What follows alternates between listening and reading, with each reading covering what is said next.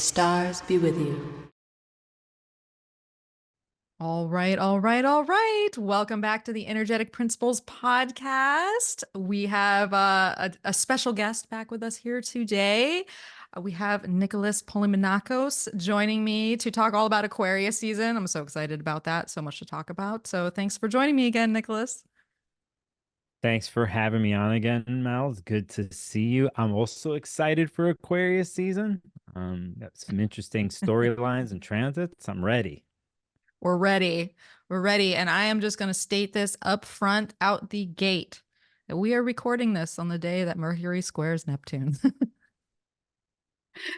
So What did the you just say? flow. What does that I mean? know. What does that mean? That's what that means. That means that if we fall into a comatose state and need a nap, that could happen. If we lose our train of thought because, well, of anything, that could happen. Or we could be insanely brilliant because we're tapping into the ethereal spheres that don't normally get accessed, and we see behind the veil, and then we reveal to you something that you probably don't want to know. Whoa, Mel. Yeah, not whoa. Yeah, I dig that. I dig that. We could turn into cult leaders and stand on our soapbox and profess our philosophy, our truth, that is the all-encompassing truth. And we will sell it to you in the most charming, seductive way. Doesn't it sound great? It does sound great. And I actually do have one of those soapbox moments in my back pocket. So be Okay. ready. Be All right. ready. That is so funny. Yeah. Yeah, but it's our third time out the gate with the not out the gate. We went out the gate, we came back in the gate, and then we're going out again because of Mercury's retrograde. So we've all had a lot of Mercury Neptune. And by the time this is released, Mercury will be in Capricorn and these days will be over, but know that the fog is upon this program. Yeah, so let's do this podcast. So let's do this podcast. Yeah, we were just talking about how us as astrologers, not just Nicholas and I, but many astrologers that we know seem to schedule the most inappropriate things during the most, the transits that we warn everybody else about. We decide, yeah, let's do it then. Yeah. It's the backstage talk of the astrology world. It's like you have conversations with astrologers colleagues. It's not online, like it's on chat or on the phone, or you're at a conference. And these are the actual things you start to talk about, like the workings behind the scenes and like that show you truly how human and faulty that you are. And so yeah, and maybe that's something that we should be more forward about here as astrologers in the future, that we're Yeah. human. Human, don't know it all. Try to look ahead. We're just trying to help. Trying to help. Yeah. But, so, well, before we get started here, actually, Nicholas was on the program not too long ago for Virgo season. And I always love talking to him. So it's no surprise that I have invited him back earlier than most guests. And we also, the Aquarius season is going to have a lot of Pluto. And we did a Pluto episode for Pluto and Aquarius, the two of us, along with Elodie St. Angebou, and which was a fabulous episode. If you haven't seen, we will tag that somewhere here and somewhere at the end, and probably in the comments, so you can come revisit that episode. But needless to say, I had to bring Nicholas back because you got so much Aquarius that I just need to hear it from the horse's mouth. What are we to expect? But if you missed all that, if you're new to this program, if you're new to me, if you're new to Nicholas, share. I know you're human. I know that's the number one thing about you, but share a little bit about yourself. What do the people need to know? Yeah, I woke up this morning and I realized, yeah, I am human. It didn't seem that way in my dream last night. Maybe is that Mercury Neptune thing happening? I'm an astrologer, professional astrologer for maybe 15 years. Been studying for double of that, I could say now. I live in the Portland, Oregon area. I've been involved in the astrology community in many different ways, from conferences to helping out behind the scenes and things. And most importantly, I have a one-on-one practice that I love, and I love working with people, and I also love YouTube. And so I have a YouTube channel, Sparkles of Gold, and yeah, that's who I am today, right at this moment. Today, because with any mutable person, It's always changing. Mhm. It's always changing. So, hmm. Well, we got so much to talk about. Where do we begin? I'm like, there's okay. So if you listen to the last episode, well, I mean, the year ahead that I did with Gray Crawford, which is the marathon of podcasts, rivaling the astrology podcast. Yeah, you two are famous for the yearly. I gotta say, if I think of any yearly podcast that's out there or whatever, I have to think the first thing that comes into mind is you and Gray, because you have a tradition now with Gray doing this. We So got a tradition. Yeah. It's I just can't wait to get through the year so we can do another one. But if you had listened to that, or you listened to Shu and I talk about Capricorn season, you know, one of the big defining features of this Aquarius season this year is the fact that Pluto is moving in at the same time as the sun and making a conjunction in Capricorn right before both ingress into Aquarius season. So we're going to have a little bit, and I use little bit very lightly. We're going to have a massive just moment when Aquarius season starts. But before we get into any of that, I just want to pull all the layers back, and I just want to ask you, Nicholas, as the one of the Aquarius aficionados that I know, what is that sign about? What's the purpose? What's the energy? besides being a bunch of weirdos, and I could say that, and just so people know, I'm a Gemini sun, but I have Moon, Mars, and my North Node. You take Investa into account, Esther, is all in Aquarius. So to the top of my chart. So it is a big part of who I am and very prominent, to be clear. But um, it's funny. The first word I think of is original, Mm. or, in the process of what being original is with Aquarius. And, I think traditionally we all fall into categories and lines that will stand in somewhere. We're standing in a line. And I think Aquarius does stand in the line until a certain point. And there is a instinctual need to break off from, let's say, the normal line. And in a sense, to do something else, to do something original. Right. And so it's one thing I was thinking about last night, about not just how I do this, but this kind of feeling certain points of still needing stability and structure because it's a Saturn ruled sign. At the same time, needing to break off from that, Mm. and to it be independent and original. So those are the first couple things that come into my world when we talk about Aquarius.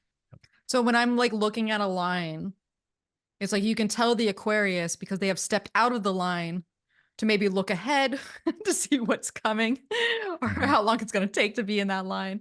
You can always identify an Aquarius in a picture. In the photograph, they will be the one that is sort of the farthest from the group, and there'll be a bit of space in between everyone else. I noticed that in my in a band that I had. It was a 3-piece, and one of the guitar player, she was an Aquarius, and in every single picture, me and the Leo, the Cancer and the Leo would just be huddled up, doing our thing. And then the Aquarius would just all the way over here, just looking cool.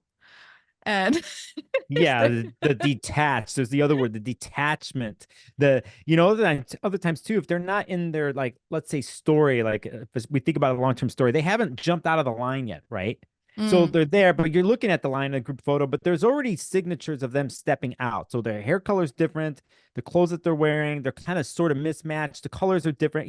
There's something different and odd and abstract, even standing in the normal line. There's yeah. hints of that, and a lot of times it's very blatant, right? Like you said, they're out of the line, and they're got their own line, their own path, their own story. Yeah. But yeah, so Yeah. And even if you don't see that, there's still something quirky or different about the energy that maybe once you get to know, the person, you'll be like, oh, they've got a way about them. They've yes, yeah.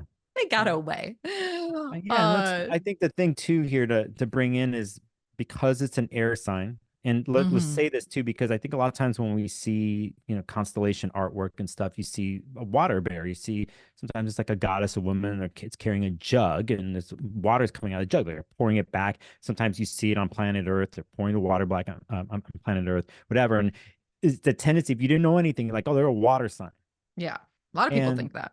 yeah, a lot of people, but it's an air sign. It's definitely about the mind and the story of the mind and the synthesis of what the mind is. And so bring all these characteristics we talked about of being abstract and eccentric and original and all that happening through the mind, and what the mind does, what the mind takes in, and then what Aquarius does with that, let's say in their creative scientific lab, and how they twist and turn and reconfigure in a sense, there comes as a more Saturnian crystallization and refinement here, of the mind, and how they turn and change something for the better or something new. And in a sense, that's something new that they've taken in their lab and or changed or brought in something original and forward thinking, is the water in that jug that we see.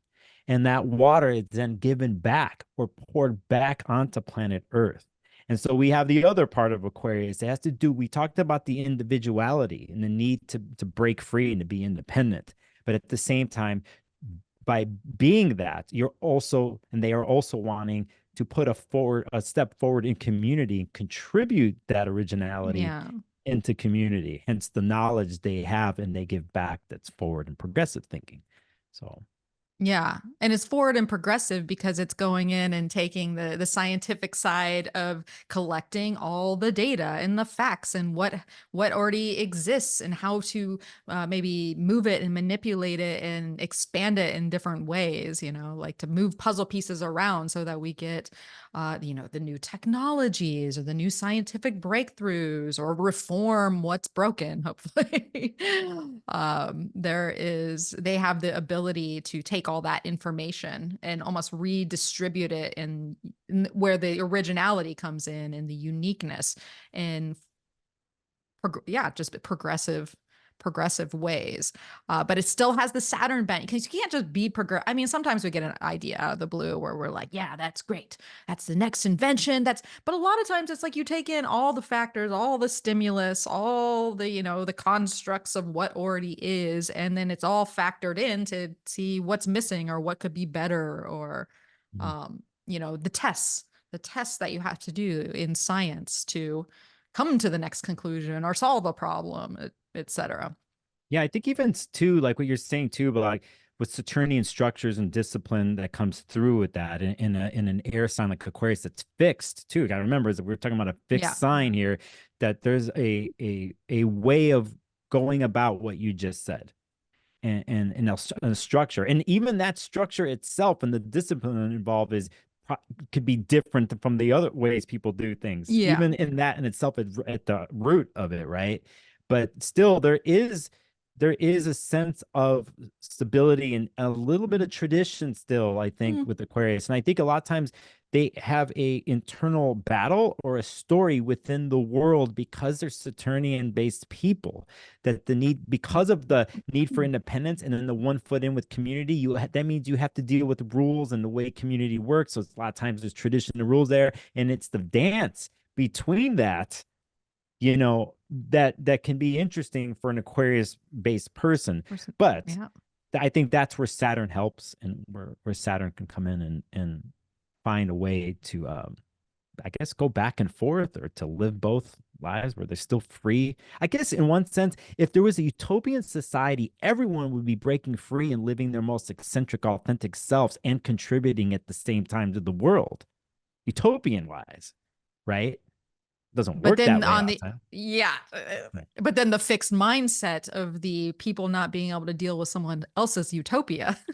Right. Which is very interesting what you just said, and maybe we could talk about later when we talk about the Pluto thing here, because something that just popped in my brain about that. So so Saturn. So Saturn's in Pisces. So that's also a different flavor. Like last year we had Aquarius season and Saturn was still in Aquarius.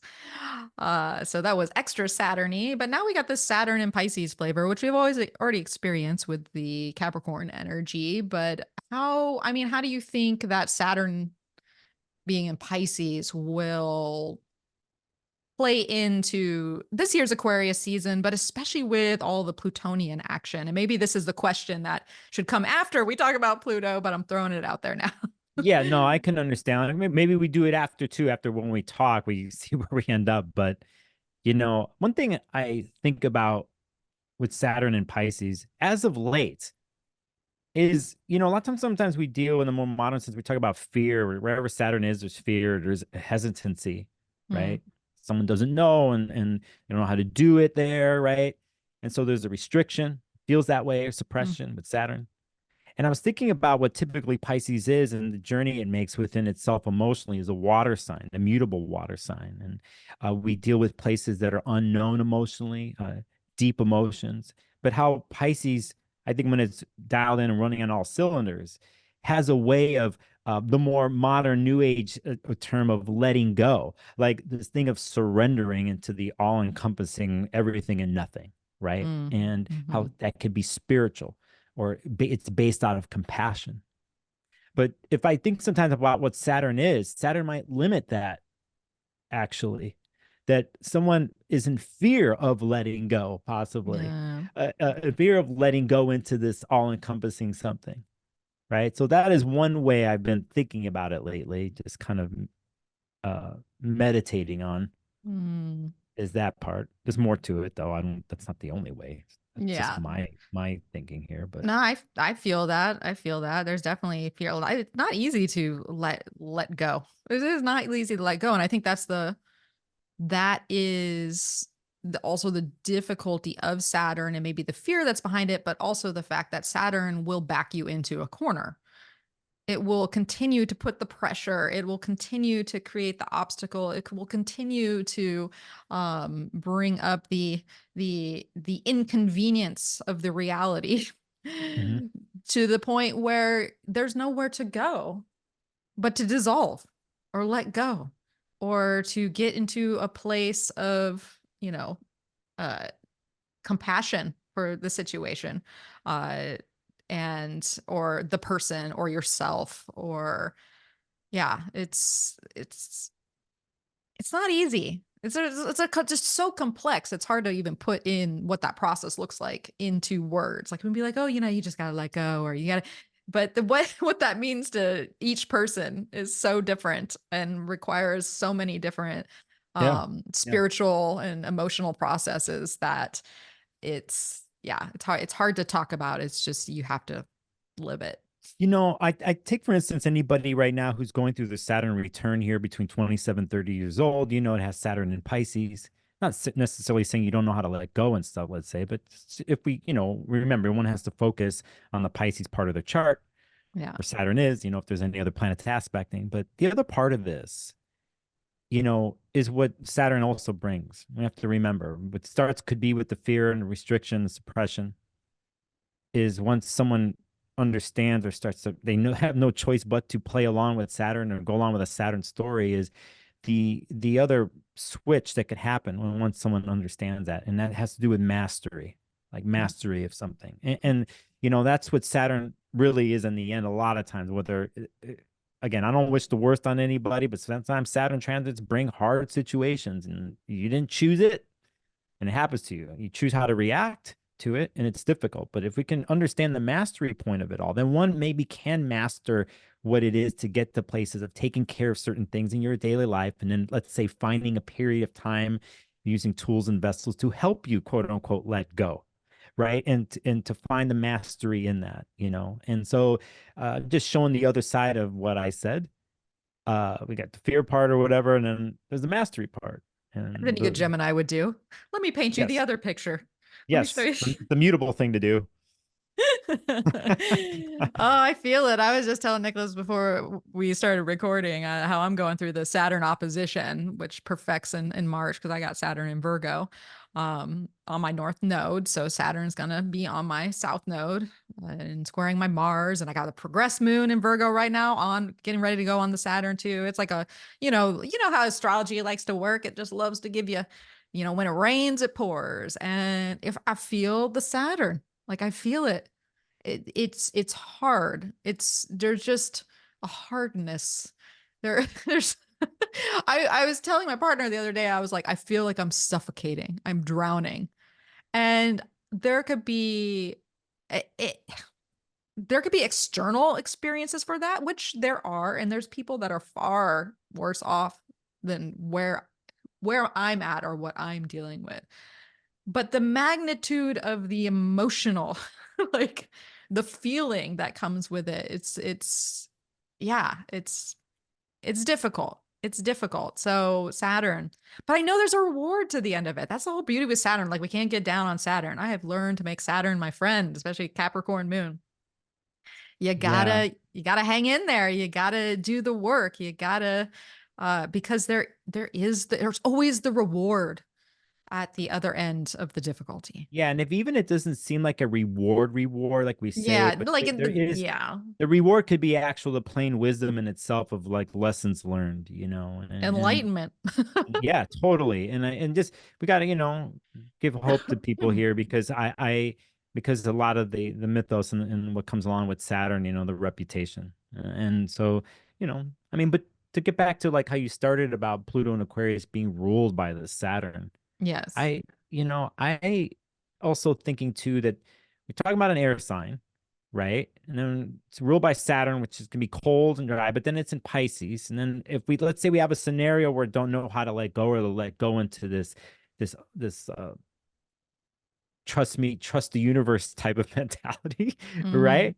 And then we're living in this society right now where there's so much coming at us informationally, and it's connected to our work, social Yes. media, and all these things is like, and then we talk about letting go, something like letting go, or relaxing, or meditating, or something like that. Things just start to fall in the Piscean realm of things.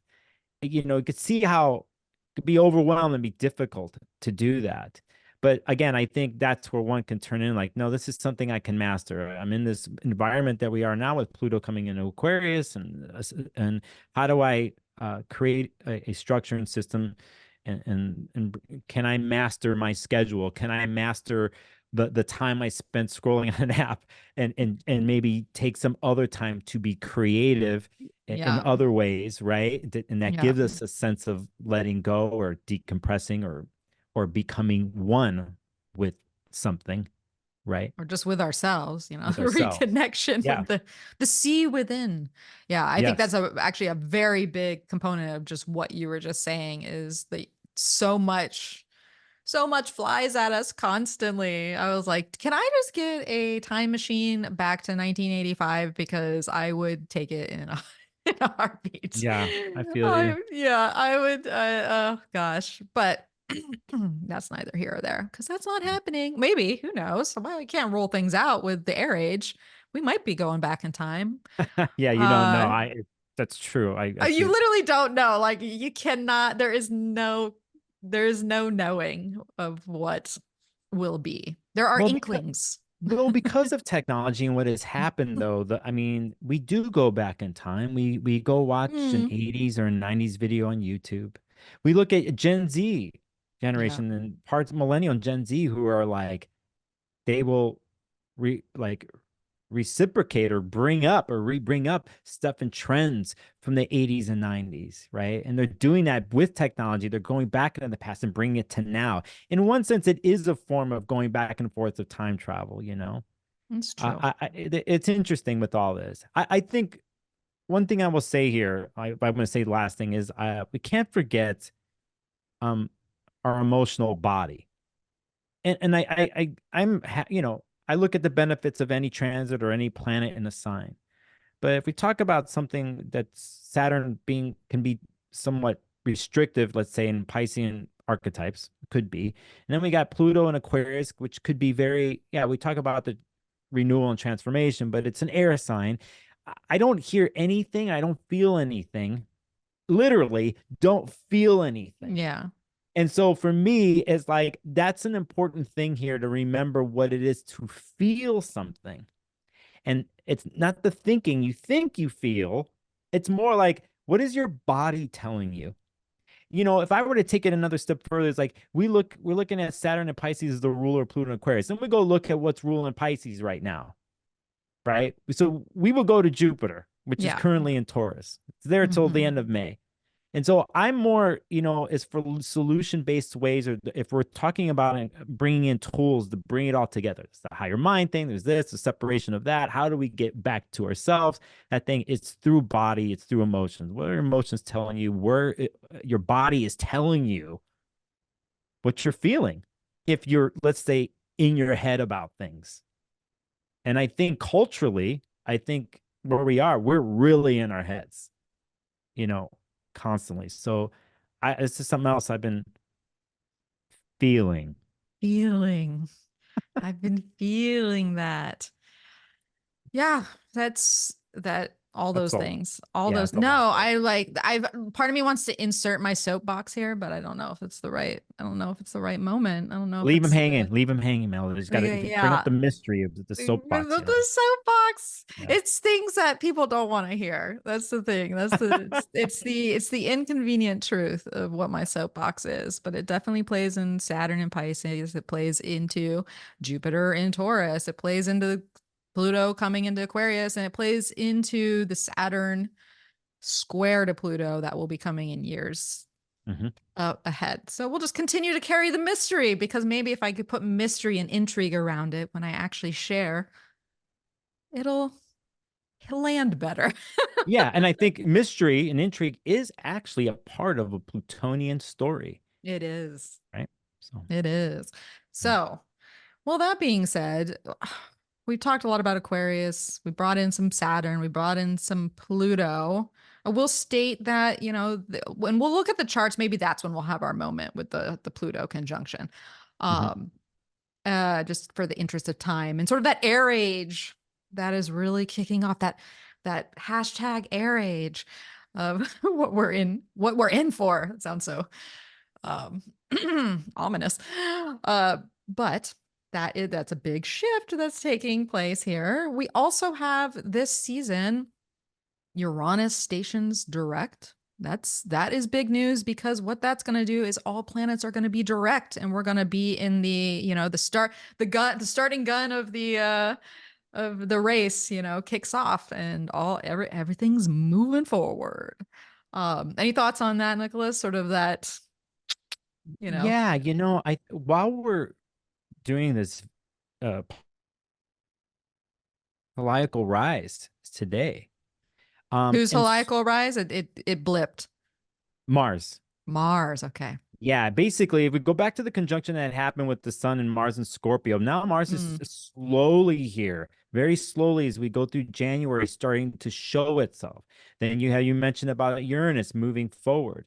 Mercury soon to almost be done here while we're doing this podcast, to be, getting out of the shadow space during the retrograde, right? So at that point, we have a lot of interesting factors that are that point to moving forward, full steam ahead.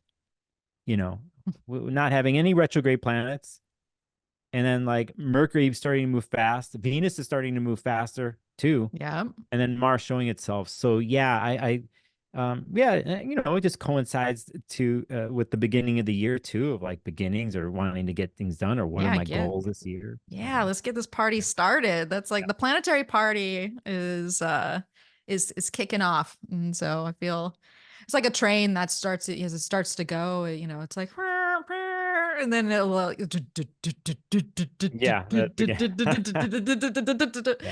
Some people have been raring to go, I think, and I think there's other people who are not quite ready, but I don't think they're gonna have a choice here. They're gonna get thrown in the mix. Get on the train. Get on the train. The train is leaving the station. It'll drag you with it if you don't. That's funny.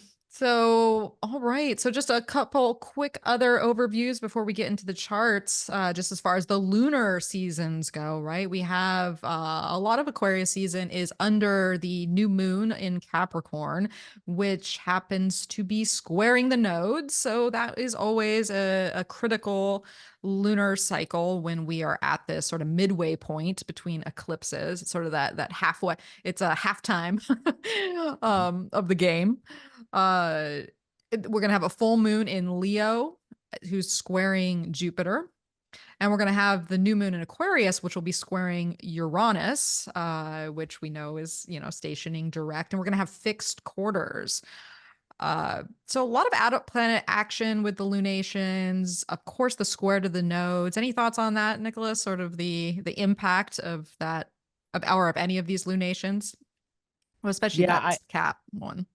I think we're dealing with little interesting stories that set up eclipse season, to be honest. Mm, So I think there's that, but again, I think this comes mixed with the motion of going forward, and um, I think the want and need to be fixated on that and to get things done and to start to do this, even if one doesn't have their map and vision in place, or they do.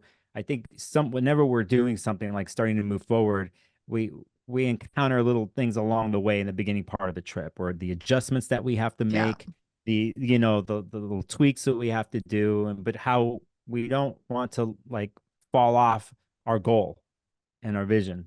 Let's Mm, say how traditionally people are going to think for the whole year. But I think all of it really just is like walking through a new door, and whether someone knows it or not, what's on the next couple steps after the door is eclipse season. So first off, we have a setup here uh, with all this, I think, during Aquarius season, Mercury yeah. season. No, that makes a lot. It sets the scene, Yep. setting the scene.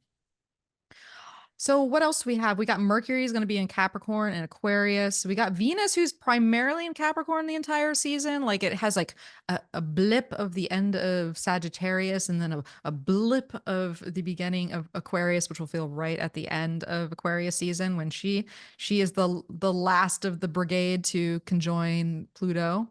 And Mhm. then we have Mars in Capricorn and Aquarius. And as Nicholas had stated before, Mars is becoming stronger and stronger. So there is a very, hopefully, efficient and productive Mars on the scene for a good amount of Aquarius season. But do keep in mind, all three of these planets are going to conjunct Pluto. So we're tagging hashtag Pluto on every one of these transits here.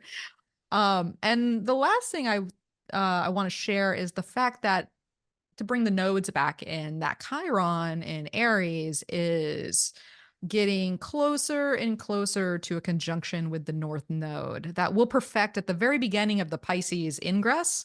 But Mhm. we're going to be feeling that culmination throughout February. Um, well, throughout Aquarius season, but it'll be exact in February. And so, because we're not really going to talk about that unless maybe there's a couple moments to bring it up, any thoughts on Chiron in the North Node? And they have eyebrows raised. Well, yeah, I mean, first off, let's think it was the end of the year of 2023 where Chiron stationed forward, like Yeah. on its own retrograde. And Mm-hmm. so there's that. And then, you know, many of these Capricorn planets going into Capricorn and moving through here, like Mars being there right now, Mercury too, Yeah. Venus, they're all going to have their squares with Chiron Yeah. on the way. So it's no joke when Capricorn's talking to Chiron and Aries and telling them to buck up and get serious. Mm, And that can be very sensitive for folks who are dealing with major Chiron and Aries transit. But again, I think this is a big setup for what happens in the springtime with a yeah. major eclipse that's going to On happen Chiron. with Chiron on April 8th. So, that's there. I think a lot of people, if they're following the Chiron story, are affected with Chiron and Aries in their own charts. I don't think this is new. I think you've been dealing with this for Mm, a while, and the story of I don't one way I look at it is just wound itself and the integration of wound itself with one's person and grabbing that wound itself and hugging them and bringing them close and tending to those wounds, and also within that finding one's own an extra sense of will and power to with wounds to live proudly and to still put oneself into the world even if you are so-called quote unquote wounded. I think this journey has been going on for a while with Chiron. So, you know, we will take some reality checks from planets in Capricorn squaring it. Right. And so to go back to your initial question about the conjunction with the North Node, let us remember we're going to be looking to Mars to help us understand this wherever Mars is in the chart. And we got part of Yeah. this here happening with Mars in Capricorn, right? Mm-hmm. But then that transfer, that Saturnian handoff from Capricorn to Aquarius, I think is a big deal actually, because I think it lets off a lot of the pressure from uh Mars being an Earth sign in Capricorn squaring another cardinal sign in Aries. And then you have by sign after that, when Mars goes into Aquarius and the other planets going into Aquarius, by sign, you have fire and air and you have a natural sextile happening here. Yeah. So, yeah, but first there's a reality check. Second, it opens up. Yeah. Yep. So yeah, just and we'll cover a couple of those dates with especially the Mars Venus action and when that might happen, just so you could be aware. Like I feel it's very important, especially with planets like Chiron, to track the story because we're still learning. I mean, Chiron, what, 1977? Is that when Yeah. it was, brought into the sphere of us deciphering what does this thing mean? And especially in the sign, we've never even experienced the consciousness of what Chiron and Aries looks like in real time. So I'm always a big fan of being very aware of the influence in the moment so that we can really understand what the planet is bringing to the Sure. Let me surface. throw something in here, Mel, for those listening. Since it's new and I'm not the expert on Chiron, but the last year I have to say I've been doing a lot more work, 2 years, because I'm having a Chiron return. But lately some of the work that you can find online or you might have to purchase of Jason Holly's work on Oh, Chiron, I love him. recommend people checking it out. Yeah. All right, I will do the same. You cannot go wrong with Jason Hawley. Mhm. That man is brilliant. All right. So I think we have reached the beginning.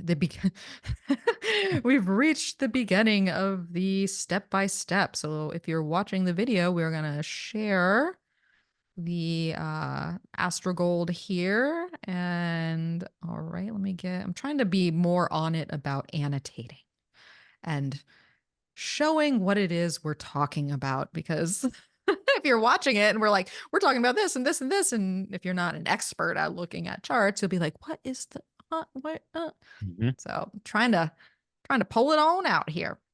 All right, so if you look at January 20th 2024, 6:07 a.m. Pacific is when we have the official solar ingress into Aquarius. But of course, one of the most important things to point out is this Sun Pluto conjunction here. So just hours before, not even hours, like minute, like the conjunction happens at 29 degrees and 59 minutes of Capricorn. Uh, and I do have to ask you, I mean, this is a podcast in itself, especially with your mind, but thoughts on a whole solar, a synodic cycle with this last degree, last minute configuration in Capricorn.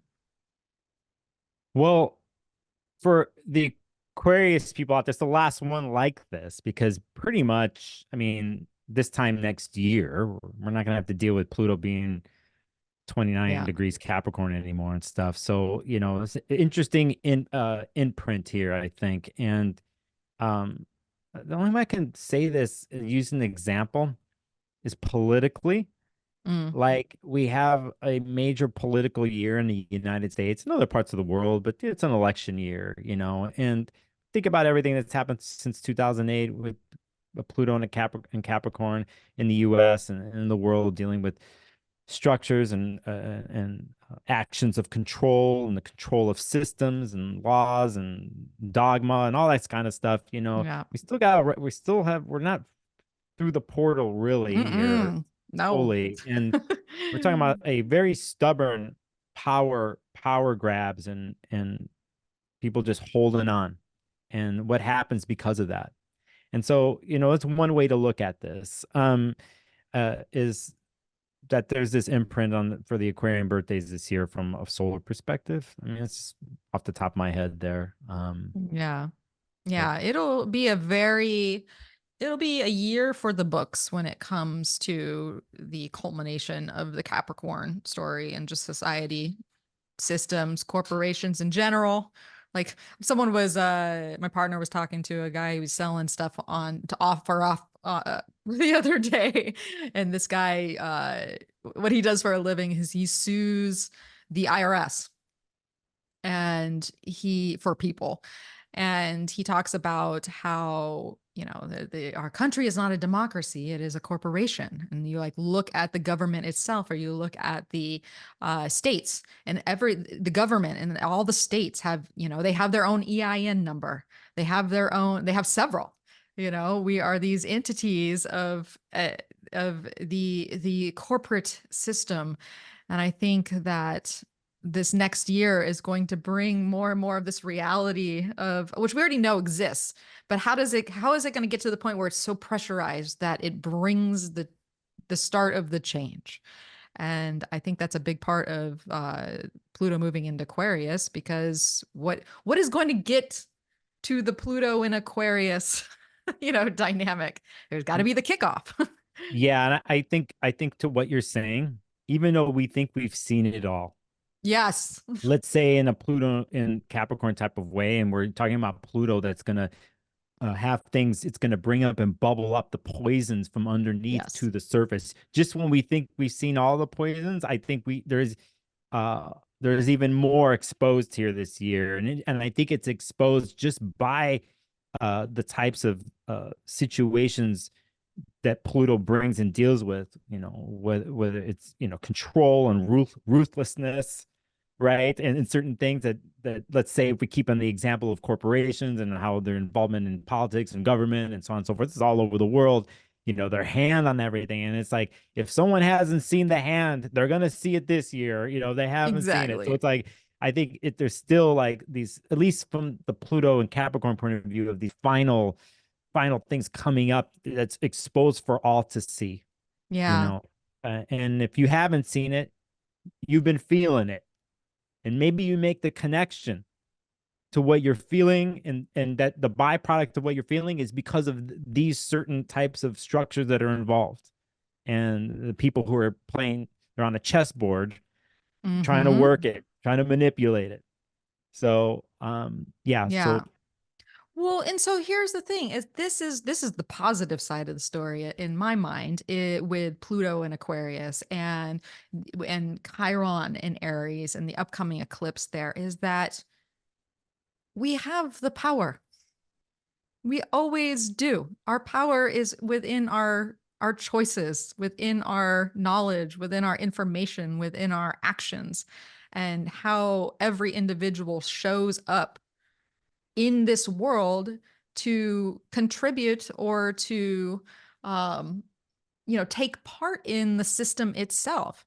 And so when we see this beast and we are either consumed by it or don't realize we are becoming consumed by it, this is the power of Pluto and Aquarius. This is the power of the wound of the Aries mission, and being able to stand up as the independent individual self and make bold choices and make different choices, take power away by making the right decisions with your money, making the right decisions with your resources and where you get things.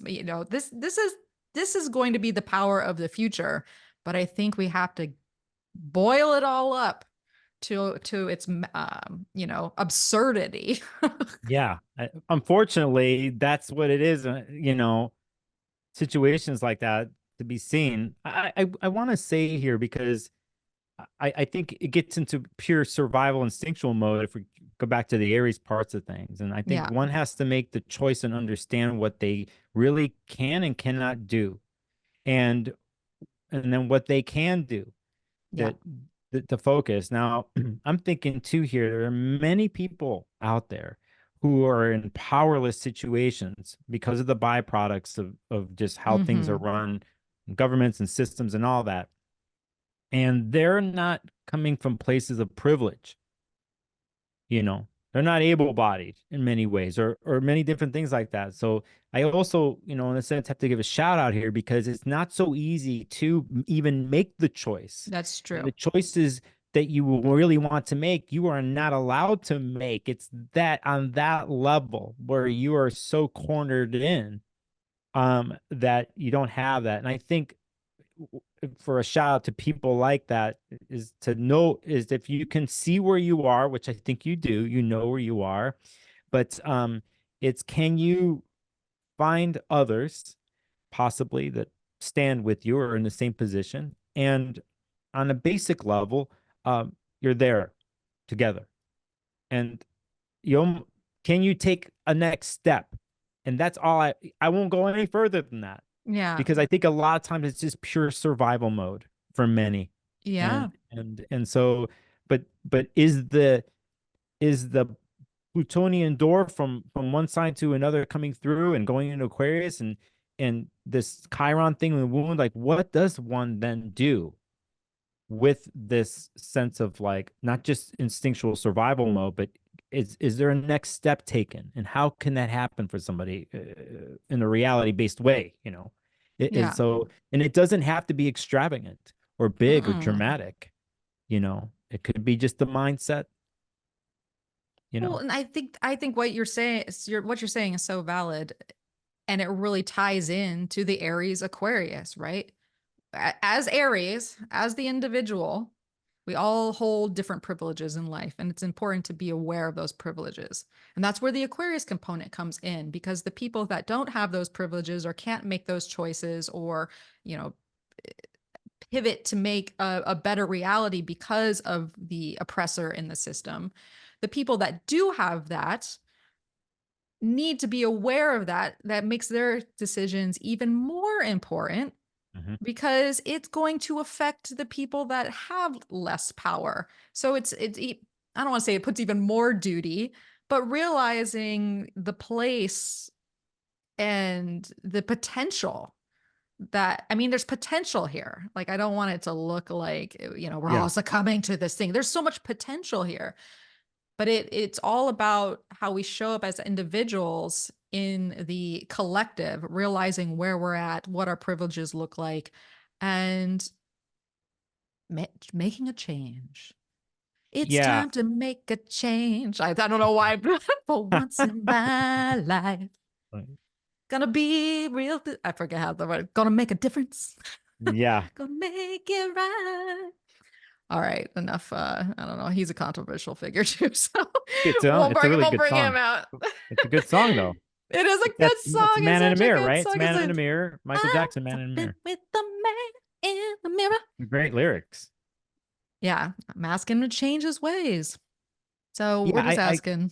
yeah, we're just at, Yeah. and again, I think we're dealing with we're in this interesting liminal space with Yes. Pluto and signs, and remember, everyone, this story and what's coming our way, it takes time, but it's mostly obvious Yeah. after 29 degrees Capricorn what the deal is. There isn't really anything that hidden. Some of these hidden things more might pop up this year, but for the most part, it's there right in front of us. It's So right in keep, front of us. The question is, do we deny it?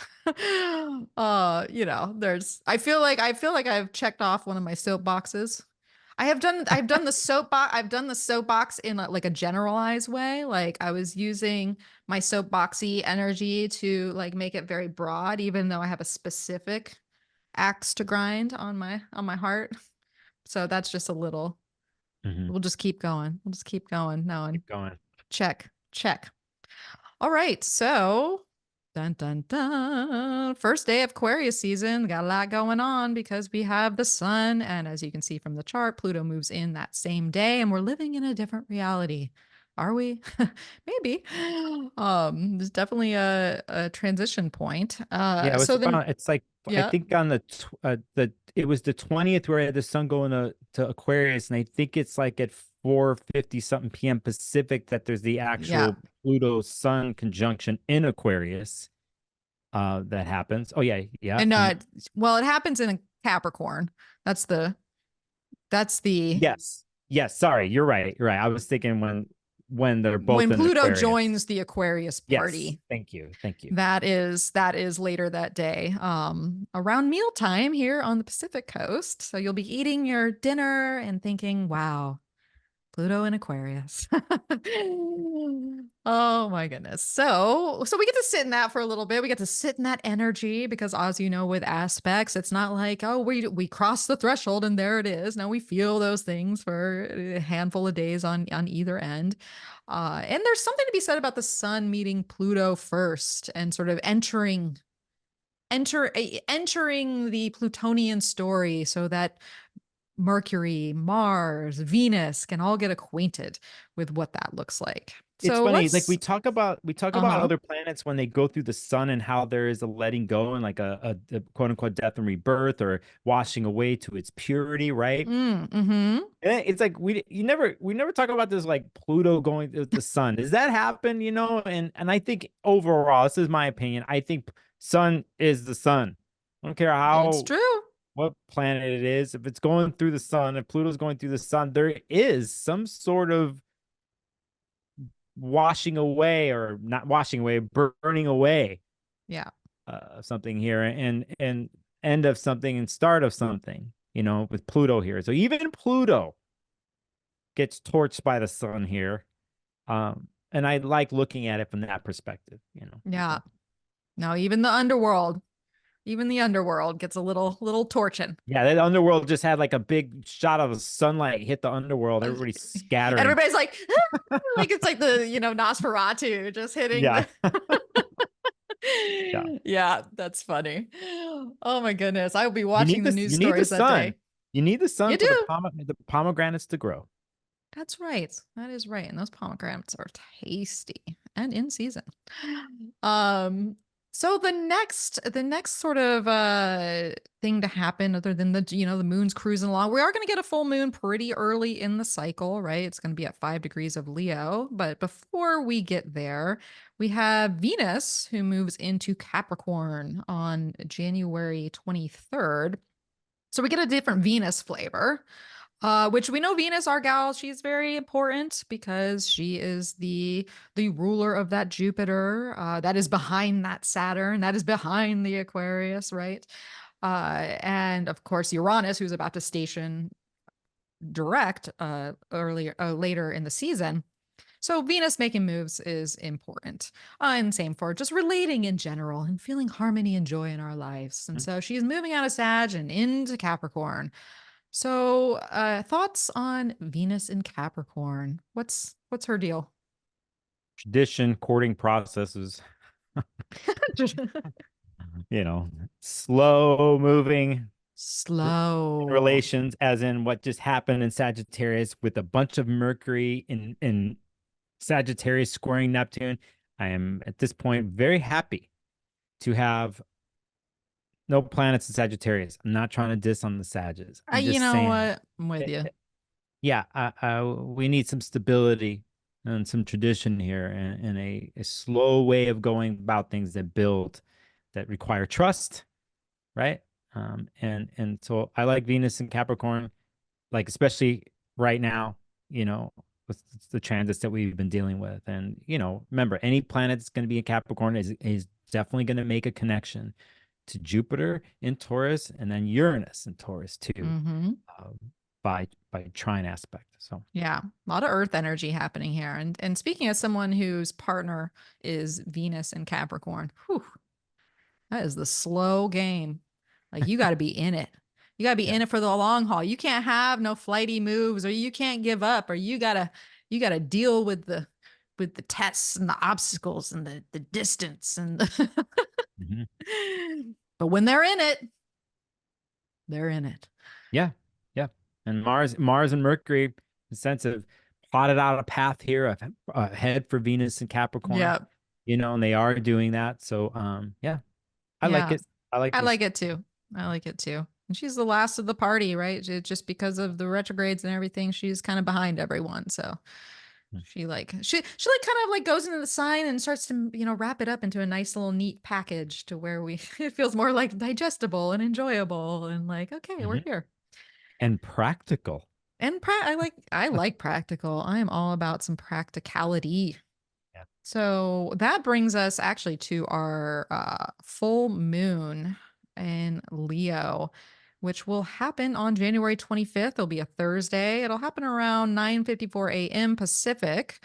And there is that Jupiterian energy. There's some Plutonian energy, of course, because the moon will oppose Pluto before it makes that opposition, but we'll go on to make this square with Jupiter. I mean, squares to Jupiter. Always I mean, you always like Jupiter energy, right? I mean, but squares can really blow it up. Yeah, it's Um, I think we shouldn't underestimate the power of Jupiter here in situations. It's not all candy, it's not all optimistic hope and bounty, you know. It can inflame things and magnify whatever it's touching, right? yes. So magnifying a Leo moon, a fiery moon, it's in a sense too a little bit of an aura, but it's not just the sun opposite the moon here. We got Pluto opposite the moon. Exactly. And so, we have now off the bat, after now Pluto being in Aquarius, off the bat, we have an interesting, possibly dramatic situations or lunation here. But Yeah. for those watching on the screen, you circled a bunch of things, but the last couple of things you circled, the connection that you made, which is to help some of this, Some is help. what is Venus in Capricorn at 2 degrees, trining Jupiter in Taurus. So, Yeah. So Venus, I think Venus helps to maybe smooth smooth some of the magnitude of the energy. I mean, because let's be real, like Leo moon, a full Leo moon could be dramatic. There's just Leo has drama, it has performance, it has huzzah to it mhm. a lot of times. But luckily, I feel like Venus being in this position to trine, moving to a trine with Jupiter, moving to a sextile with Saturn, she's a little more cooled off now. Had that been in Sagittarius, then it would have. Yeah. Yeah, no. And I think you said it. You said words to start off your sentence. Let's be real. Uh, It's actually that's what it is. I think with this Venus and Capricorn, like there could be drama going on, and it's like, okay, after everyone's blown off some steam, getting dramatic, and then it's like Venus and Capricorn, like, okay, now let's be real. Let's just get down to business. Yeah. Venus ain't Uh, gonna show no tears here, or not gonna show any anxieties and stuff. And even if they're feeling it, you're not gonna see it. mm, But they're gonna be like, let's get down to the real business of this all and how we're doing this. And yeah, luckily we have Jupiter and Saturn helping out. So pretty good. yeah. And so sometimes the heart just like has a moment where it explodes, where it's just like, Mhm. I want this. I need this. This is what, whether it's with a partner, whether it's just with yourself, whether it's with society as a in general. And I mean, you can only be inflamed for so long, and then you come up with solutions. You come up with ways to work together. You get creative. You get the practical about it. So I don't think it'll be. It actually can be very supportive with taking the intensity of the moment of what's being felt in that Leo area of your chart, or even like the Leo Aquarius axis, and then finding ways to have real time solutions and to work with it and not just have it be a drama moment that you move on from. It's not like, well, let's change something. Let's open up to something different. Let's bring something together that will help, you know. Yeah, no, and I think I really like what you said because we're dealing with foundational work here for a longer possible theme or Yes. story or whatever, right? And that's like so there isn't dramatic situations eventually again. It's like, to have this kind of stability built, but that takes focus. So yeah, I like what you said after everybody's blown off some steam, that we get down to like the reality. Okay, this is what we need to do. But there's something else in this chart that throws Yeah. me a little. Yeah, you're going there. I'm So going there. I'm going there. I'm going there. Yeah. But this is where the steam is, right? This is the steam. We got that well, we got two things actually. We got Mars. Look at those circles. I need to work on that. Then we got Mars squaring Chiron, which we've just were talking about earlier with the Chiron influence. But we also have, which you can't really see in the chart, but Uranus is getting ready to station direct the following day. So, spoiler alert, we have Mars, Mars and Mercury essentially are getting ready to trine Uranus too, but it hits the Chiron first, both Mercury and Mars. I guess we include all Mercury in there. You can get in there too, buddy. There we go. So, there's more of the explosion, but also the release. Like that's like something it feels like something really comes to a head, but there's innovation or ways to work with it, practicalities, etc. Yeah, I think the initial thing a lot of times with anything fire can blow off really quick, right? Whatever fire sign it is. Here we got Mars and Mercury together. They're probably saying something here in a reality-based way, in a gut check way to Chiron and Aries. And Chiron and Aries, depending on where they are in that story, can get super sensitive and pop off basically because of what Mars and Mercury and Capricorn is saying to them or bringing to them, right? And so, there, I think it's, again, getting past the initial fire emotional expression, either from the Leo moon or from the Chiron and Aries, and then, getting down to reality and practicality, really. But Mercury, Mars conjunction in Capricorn can be very cold in its words. And Mars and Capricorn it's gonna get what it wants. It's like goal oriented, and it's gonna go for it, and it's in it for the long haul, and it will do it its way. So along with Mercury there, it could be tough for certain people if they're having certain, let's say, these parts of the chart that they have a bunch of planets in Aries or Capricorn, this natural cardinal square. Just got to think long term about it and get through the initial quote unquote hurt. I know. God, I'm right in this lineup. I'm so in this lineup. I'm like, I'll report back. Maybe. Yeah, maybe. give us a report. It could be yeah. So mixed reviews on this Leo full moon, to be honest. It's eventful. It is. It's eventful. It's an interesting way to start off the year. Many different things in play here. But again, in the end, I think if one can get to the place of using, Jupiter and Saturn and Pisces, Jupiter and Taurus here to vibe with the planets in Capricorn, provides a place to stand upon and stability to go to, and to think long term. I will say one more thing because we got a lot. I know we have a lot to talk about, but so much. Yeah, in general, on the world level. Yeah. There's a lot of power play happening here because of Pluto being in Aquarius, but Mars and Capricorn, after being not visible and hiding behind the sun for all these months, and it's starting to come out and be visible, but I think it's slowly starts to be visible in the very end of January, possibly. But if you think about this, Mars is in Capricorn and it's raring to go. At this point, it's at 15 degrees and it's already done half its transit, but it's wanting to push whatever its agenda is at all costs. It will, this isn't a particular transit to mess with. So if it gets caught in power play situations, yeah, it's no joke on the political level. Like, it's just something I have to say out loud. Like if I think of it in bigger terms, Mars is like, it's all about, it's wielding its power right now. And it's been wanting to for months. So exactly. And if you look at the chart, it is the most dignified of planets happening, being in its exaltation.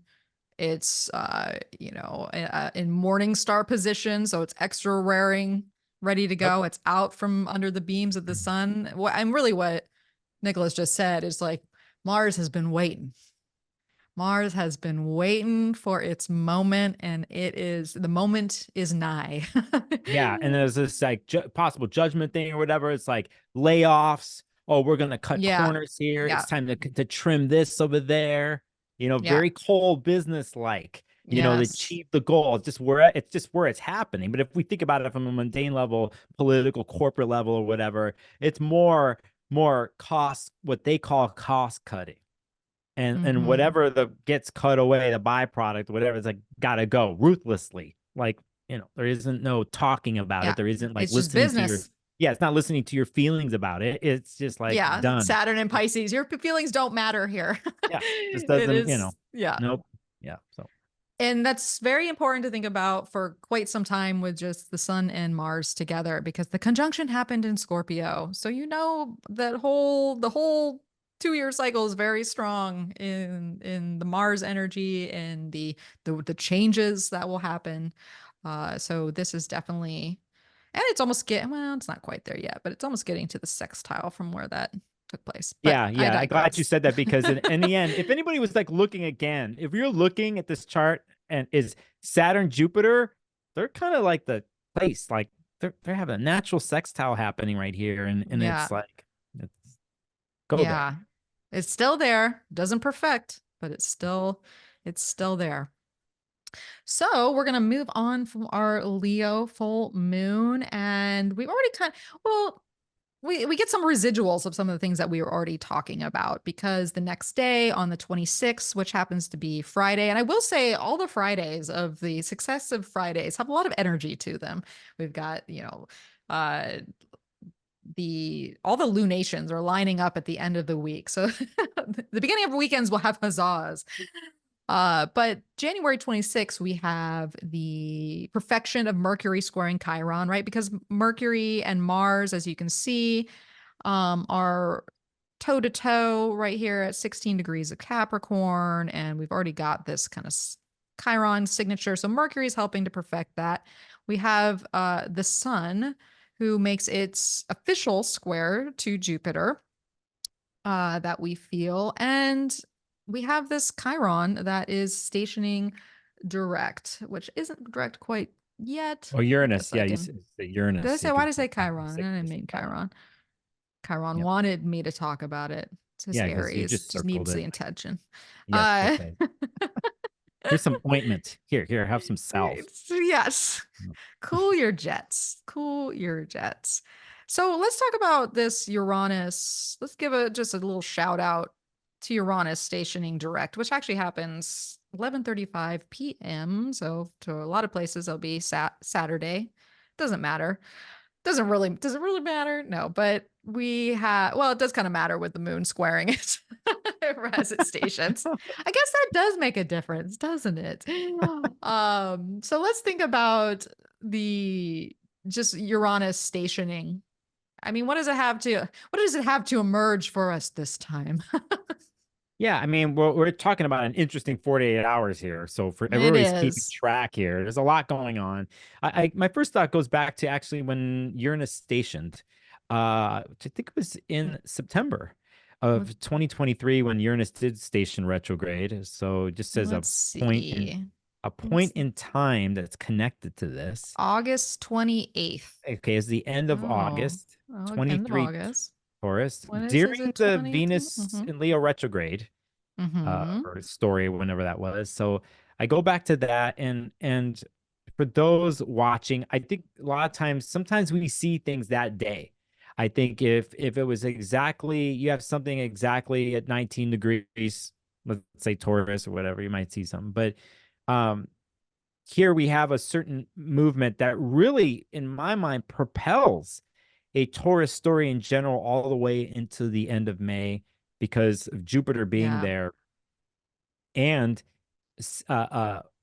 about to review all those degrees in that point of time since the end of August, which the chart you just had up there, till now. We're about to go over these degrees again, and it starts to happen fast. I think eventually it's stuck at this degree for a while, but if you pay attention, it's at 19, right? It's what I'm getting to is in April, when we have the mega eventful, one of the top transits of the year happen, when Jupiter and Uranus are conjunct at 21 degrees, uh, uh, we're kind of going towards that point here. But here we have this stationary point.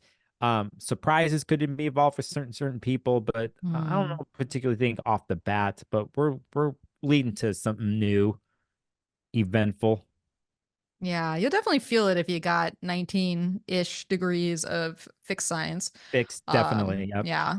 Yeah, so you'll definitely feel that there.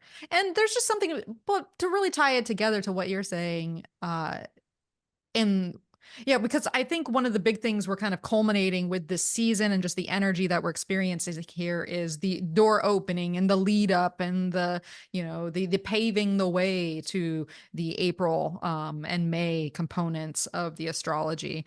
And to think that we have the sun squaring Jupiter, which is always it's sort of a push of growth, whatever that looks like, right? It's a push Hmm. of progress, a push of what's next, while Uranus says, surprise, I'm here, I'm back. And that is sort of the kickoff point for then Jupiter to continue along to make that conjunction to Uranus in a couple months' time. So the fact that they're both activated in different ways. Hmm. And of course, the sun's going to go on to make its square to Uranus not too long, a couple weeks after this. So there's much like if you watch the episode with Gray and I, and we're talking about the bridging of the gap to Saturn and Neptune, there's a bridging of the gap to Jupiter and Uranus at this point of the year. Hmm. Uh, that's has that great lead up. So we're bound to see something. Yeah, everything's forward now. Let's go. Let's I mean, let's just remember though, an outer body planet when it stations, it doesn't start moving the degree the next day. no. It takes a little bit to get going. So, yeah. But here's the thing: is it doesn't need to get going. I think like the thing with the station itself is it's almost like think about energy and it has nowhere to go. It's one thing. It's like the energy. Okay, well we're cruising backwards. Energy, we're cruising forward. But then when the energy is still, it's just like starts to like kind of Yeah. it has its No, building. that's a good reminder, Mel, about outer body stations, how powerful they are. They're They even very though powerful. they don't move by the degree. They might move for a degree for a while, but it's very powerful place. And I again, I could think about when Uranus went into Aries the first day. I'll never forget that day. And I think that It's was, burned in your memory. yeah, because of what happened globally and the power of just stations or ingresses, stuff like that. Anyway, Yeah. not to get Yeah, it's track. it's no Yep. joke. Yep. The planets show you who they are in those moments. So let us carry on. We sort of have simultaneous stories going on through the coming week, and that is we got Mercury moves happening, and so Mercury over here in Capricorn is going to where's my notes? Where's my notes? Obviously conjunct Mars, which we see here happening around. So basically, from Mercury, Neptune. I'm looking at all the notes, but I don't see the information that I need. So where is it? Yeah.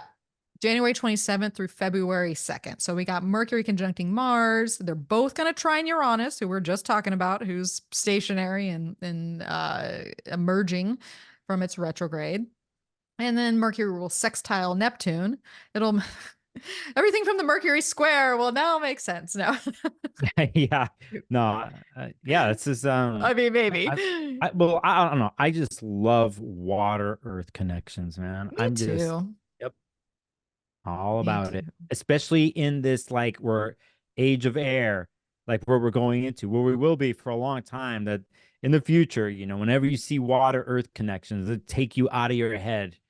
They can and such a positive not I don't want to use the word productive. I don't want to use that. I But think there's in a different ways of calm, being productive. sure, sure. I want to think of another earth word to use because Yeah. productive just falls into like doing work. But it's like I'm telling myself that, but it's like but more of like getting in tune with one's body's self connection to earth and nature, and Yeah. then the emotional components of water. That's where I'm coming from. It's where we return to our vessel. And we are Yes. very aware of being embodied, what that feels like. If it feels off, how do we, move it in ways or give it space or give it care or energy that it needs. Um, its form. I mean, that's a big part of water and earth together, is it allows form to start Mm-hmm. to, we think about the clay and the energy that which is great, especially if we are in productive mode. There's nothing worse than being productive mode and nothing's coming together.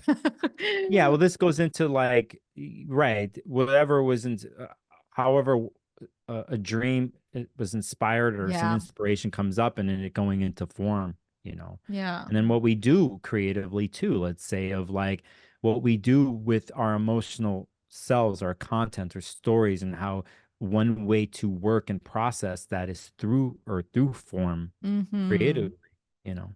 So And so who's along for a similar ride but different degrees is Venus. Venus is in that time around January 27th and 28th, basically that weekend, that last weekend of January. She's going to sextile Saturn here, and she's going to make the official trine. And all of the planets actually will be around 6 degrees here. I think this is actually the closest. Is this the yeah, closest that I think it Saturn is and Jupiter it is get? I think it's the closest. And uh And then Venus is right there along for the ride. this I like actually it.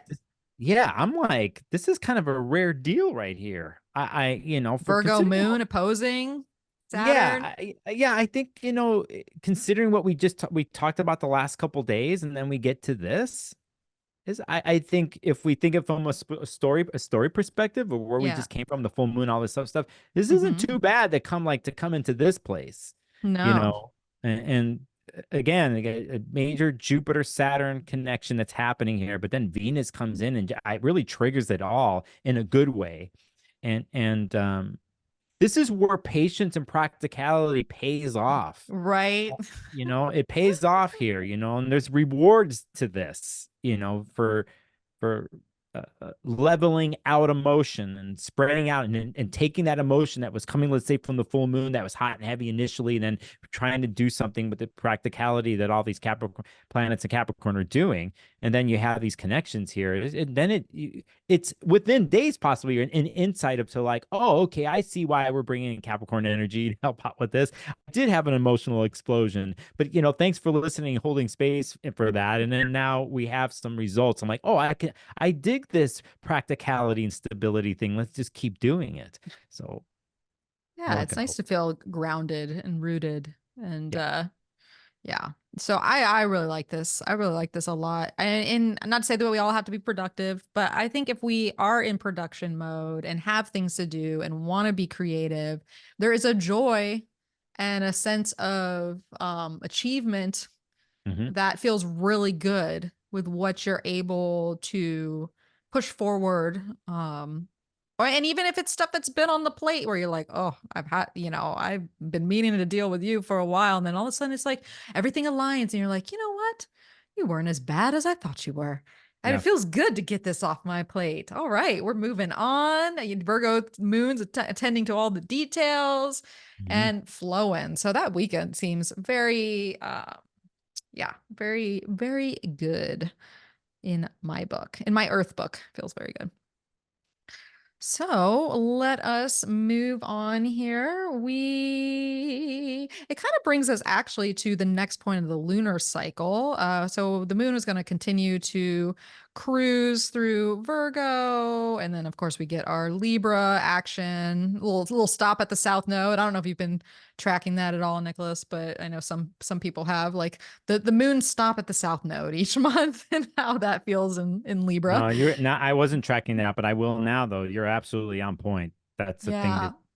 Yep. It's definitely, especially now that Chiron is so close to the North Node, there's definitely going to be the push and pull of that axis in this, limited piece of it might actually give you a precursor to what that Chiron North Node looks like in your personal life and on the world sphere. But Yeah, totally. Also, too, just to say that we're here really quick, is just, yeah, if like you said, you're tracking Moon South Node, especially at this point here, because Moon's coming through and it's not only conjunct the South Node, but it is squaring those Capricorn planets. Yes. that's there. So Yes. temporarily here, whenever it happens. So. Temporarily. Let There me just might get be. the Is there going to be one more moon in Libra that's going to square maybe? But after that, but you know. But let's see here. So when does that actually happen? So the last day of January 31st, around noon Pacific, we have the Libra South Node action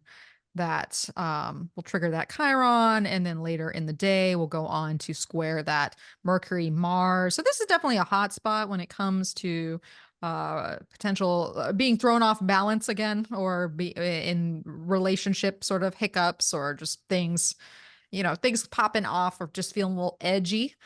Midweek definitely has that vibe, because we are leading to the Scorpio last quarter. And I'm just gonna throw it out there, but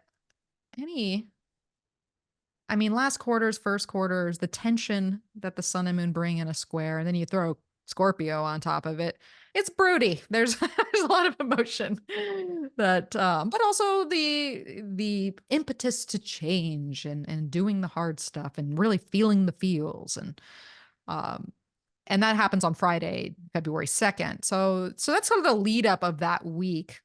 What do you think about any of that? well, considering this last quarter, I think it's good because remember last quarter, in one sense, we're dealing with the square challenge, but we're also getting ready for that last week before a new moon that turns into balsamic. And if you're gonna have any moon kind of push things out to take care of some finalities, right? And prepping yourself in a place of saying goodbye or letting go, or taking out the trash, or Taking out the trash, all the recycling literally, something. metaphorically Yeah, speaking. yeah, that kind of thing. So it can be intense here, but that's just one quick way that I look at it. Yeah, I'm I always totally agree. I'm always trying to remember what the last quarter square is doing and the reasons why, and it's for the next week. So It it's is. prep. Yeah. It's that push to what will change over.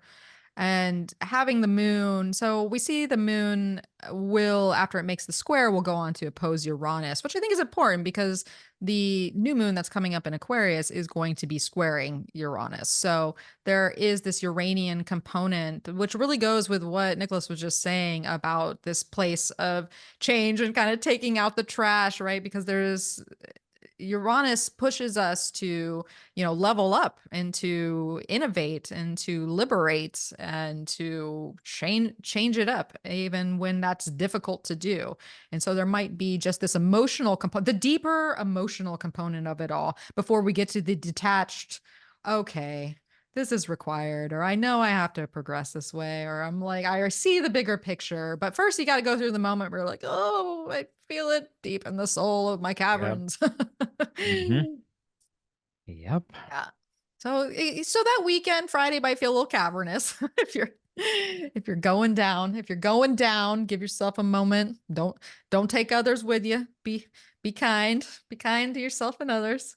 Yeah, But Scorpio moon, when it's set off in weird ways, anybody's got Scorpio moon knows like what they can do or where they oh can go yeah, all of a sudden emotionally. If it pops up, it could be ruthless. Like, it ain't pretty. I don't want to talk negatively and bad about Scorpio moons, but let's just say something that's been hidden and welling up and resentment for a long time, and all of a sudden it could pop off vindictively. I didn't forget what you said 7.5 months ago. So it's like that kind of stuff. But again, let's just go back to the other thing of just like you're getting ready this last quarter, you're getting ready, you need to clear the dirt out, basically getting the balsamic phase for the new moon so something can happen again. But a lot of times from last quarter to the balsamic, you're pushing and clearing things out, you're taking care of the loose ends. So And I guess the last thing I'll say to piggyback exactly of what you're saying, what you were saying about Saturn earlier in the program, is sometimes the things we need to clear out are the deep stuff within. It's not like a literal thing we have to clear out. Maybe it is. Maybe it's connected to there some way. Maybe that's part of the catharsis. But it's the inner purge. It's the that needs to be felt and worked through. So that the This outer, affects you and I, by the way. I know that I'm We just like, had this, by the way. We just had, we're doing this recording here or whatever, but we just had Scorpio moon. I'm just saying, I'm just thinking about yeah, this past week. But anyway, but because of the charts you and I have, this we're definitely this. we're in the crosshairs. So we have to Uh, remember, like we talked about, and we're yes, here's astrologers, our, yes. humans. We're humans. We're astrologers. I, Nicholas Polimenakos, must remember as an astrologer to take note of this particular weekend that affects my chart. And I talked about this publicly with you, Mel, that I'm not going to get caught up into something, that I'm going to remember what I told other people to do. Like, Yeah.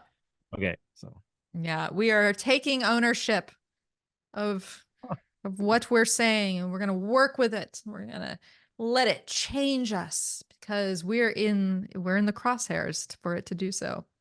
So you know what? Bring it on. Bring it on, last quarter. I'm ready for you. Not yet, though. I'm not ready yet, but when you get there. So, okay, well, we are moving on. So we are in that week that has the lead up to the new moon at this point. We're getting last quartery. We're moving to balsamic. We have a couple things that go on. We have, if you see on the chart, we've got dun dun dun. Mercury moving into Aquarius, which will, of course, conjunct Pluto, which will happen on the 4th of February. Let me just make that exact so we can look at it. Look at it in great detail. It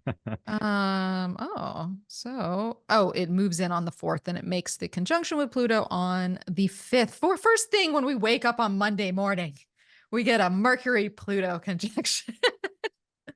yeah, we get some deep intellectual like truth. In a sense, Mercury imprinted that with with Pluto here too. Part of Mercury's cycle, I think, is Mercury going through with Pluto and getting to the pinpointing to the core truth. But it's, I think, a mind intellectual thing here, and I it opens up a door. It It's does. actually, this door goes back to the end of 2020 when we had the Jupiter Saturn conjunction happen at 0 degrees Aquarius, right? And we have Pluto doing this dance it has been doing with 0 degrees. But whenever we have the inner bodies come through with stuff like this, it's obvious. It's very obvious. Very obvious here. Yeah. And so Mercury is the scout planet here, and It's like the ant that's yeah.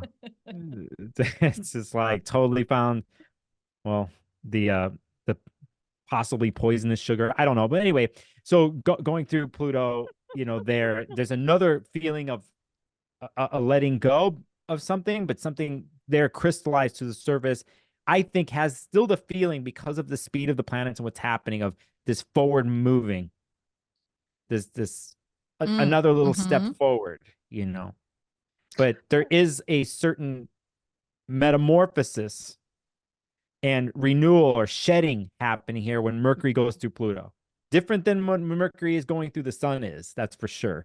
But there is something here to all this. And there is. Really, yeah. Go ahead. There's definitely something here. And as you're speaking, it was like sort of like the that meme where it has the woman and she sees all the like calculations in front of her eyes, like all the math. That was what was going on in my head. And I was like, okay, so this is an important moment for a couple of reasons, right? The scout planet, like you're talking about, Mercury's gonna bring it up. Mercury's gonna bring it up from the underworld. It's gonna bring it up. I really like the meme analogy, because if I remember that meme too, there's something about the shape of her eyes, and yeah, there's almost a little bit of suspicion there too. Yeah. There's a little bit of something here, like Plutonian suspicion. Yeah. It feels very can of wormy, because I'm like, where do I start here? Number one, Mercury immediately starts its position under the beams of the sun. So it gets into this place where it connects with Pluto, and then all of a sudden it's going to start its whole rebirth, with the elongated rebirth with the sun in the superior conjunction. Two, being the scout planet, it's leading the charge for Mars, which is about to come up to that Pluto point.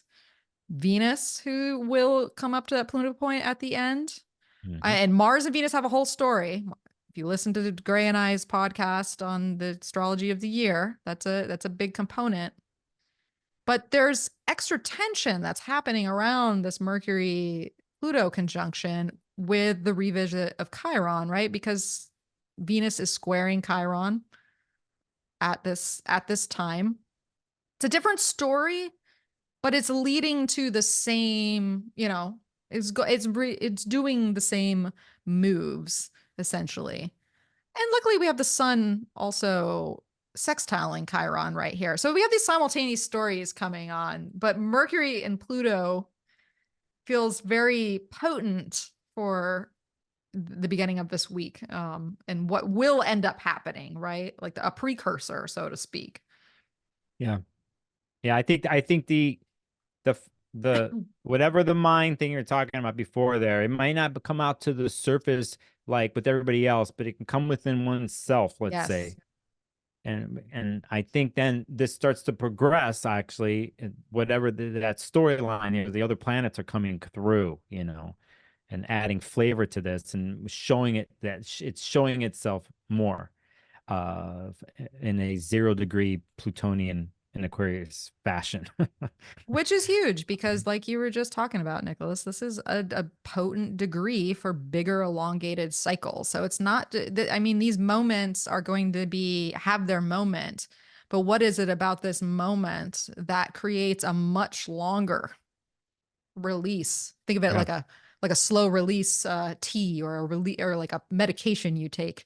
It's like you pop the pill, but when are the effects going to take place? No, totally. And I think here too, in one way too, the benefit of these planets going through Pluto, we're talking about Mercury, you're gonna show the rest here in a second, but is that if people want a hint of something or they need something to feel like what all these astrologers are talking about, this new era, this new thing is happening, actually, I think can be very simple and tangible in one's head and mind, or how it comes through here with this particular point in time. And February, there's something there, and I don't, and it's been hidden the whole time, and it starts to show itself.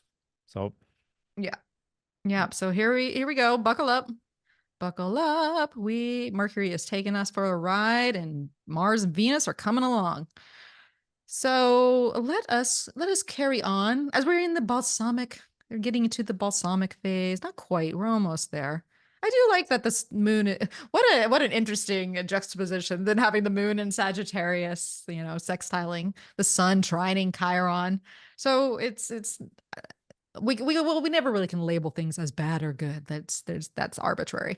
But having that Sag energy at the same time from the emotional spectrum is intriguing, to say the least. So let us move it along. So what is next here?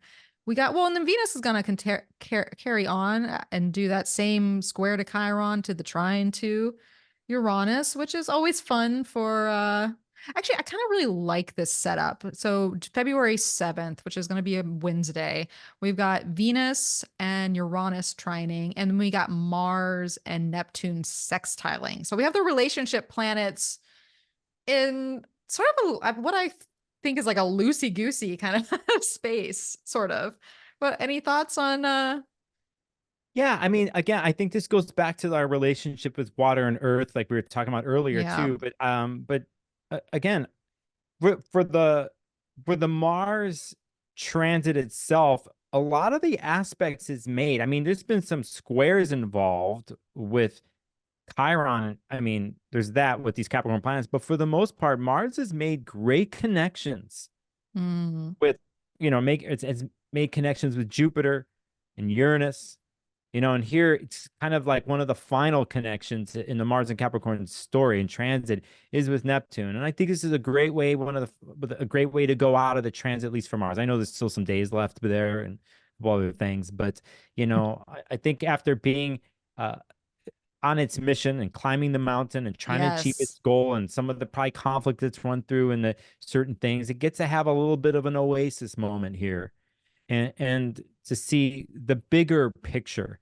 And sometimes we cannot forget that, let's say from a Capricornian perspective, Mars in Capricorn, it loves being there. It's getting to its, isn't it exaltation degree pretty soon here or whatever, but it's like, in general, it does get stuff done, but I still think sometimes the way it goes about it, the way it deals with power can be cold and aggressive, right?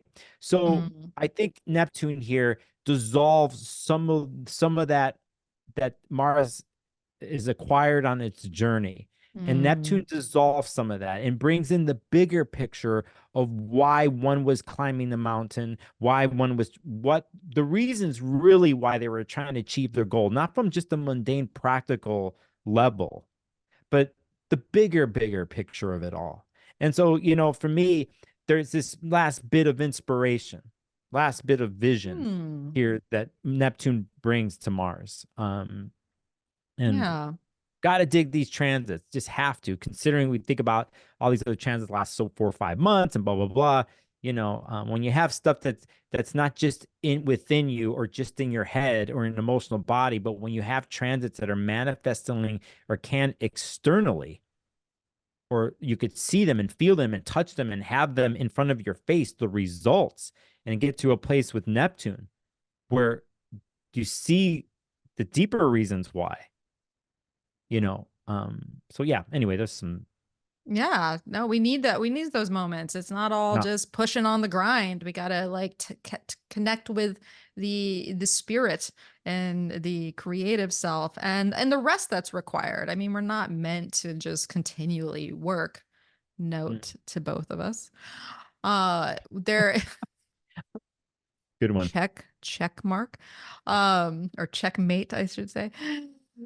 There are moments where actually the most productive thing you can do is take a rest, have a moment, have some fun, do something different, find different ways to be embodied in the Venus Uranus. It's like, because we we might need different stimulus, and I just, yeah.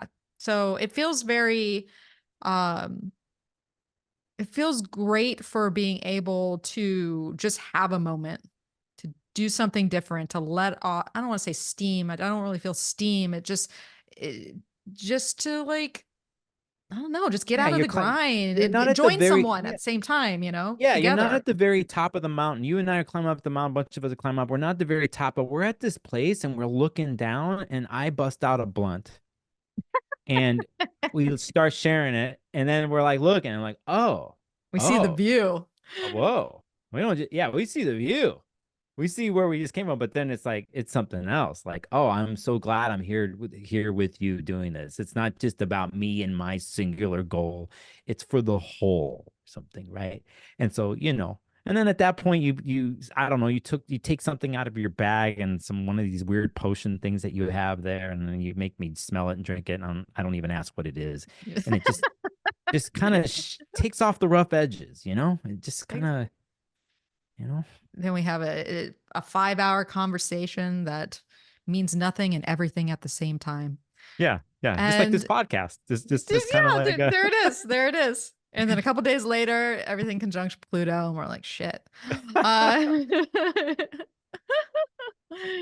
so that's a moment midweek too. It doesn't happen during a weekend. It's like the middle of the week. We have this moment. And but the moon is in Capricorn. Such a different, right? Yeah, speaking of the Capricorn moon, I always feel like I gotta be doing something. If I'm not doing something, I don't know what to do with myself. That also could be the Gemini speaking, but Yeah, you know how you there, were tracking how you personally been tracking South Node, Moon and Libra South Node. I've been yes. tracking for months is whenever the moon hits Pluto. Yeah. And so at this point though, we know now there's no more Pluto moon conjunctions in Capricorn. Nope. So we're getting to a different type of moon Pluto conjunction here. Which I So hope you'll still be tracking. yeah, I will. Yeah, I got to remember sometimes. Oh, you got to put that on your to-do list. Just Yeah, I have that one more community. thing. I use on Instagram. I use the community group thing that they have. The only thing I do it for is for Moon Pluto. So I always say something. It's something. like that's what Nicholas comes in and just reminds me. And I'm like, oh yeah, that makes sense. Yeah. No wonder I feel that way. Yeah. Like, oh, it's that time again. So it's almost that time again, but we're gonna get that different flavor. We're gonna get that different flavor. So we're moving on from Venus, Uranus, Mars, Neptune to the next day, on to the next day, which is that Thursday, the 8th, when we have the sun making its square, its exact square to Uranus right before the new moon.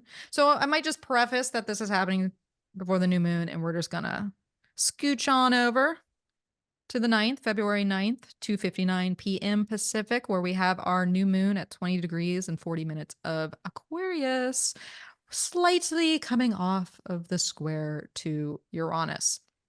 So, yeah, I might get back on my soapbox again. I think this might be the reveal, Please but do. please do. Please do. So I do want to. So let me get my. Like I'm about to make a presentation. All right, people, I'm here today to tell you something that's very close to my heart that has come to my awareness recently. It's always been there, but it's come back in full force. And I really think this has to do with Aquarius, Taurus energy. And that is, I want everyone in a perfect world, and I can't make anybody do anything, and I have no control over anybody but myself. But I want to make everybody very aware of what you're eating. What are you eating? How has it gotten to your plate? How does it get to your plate?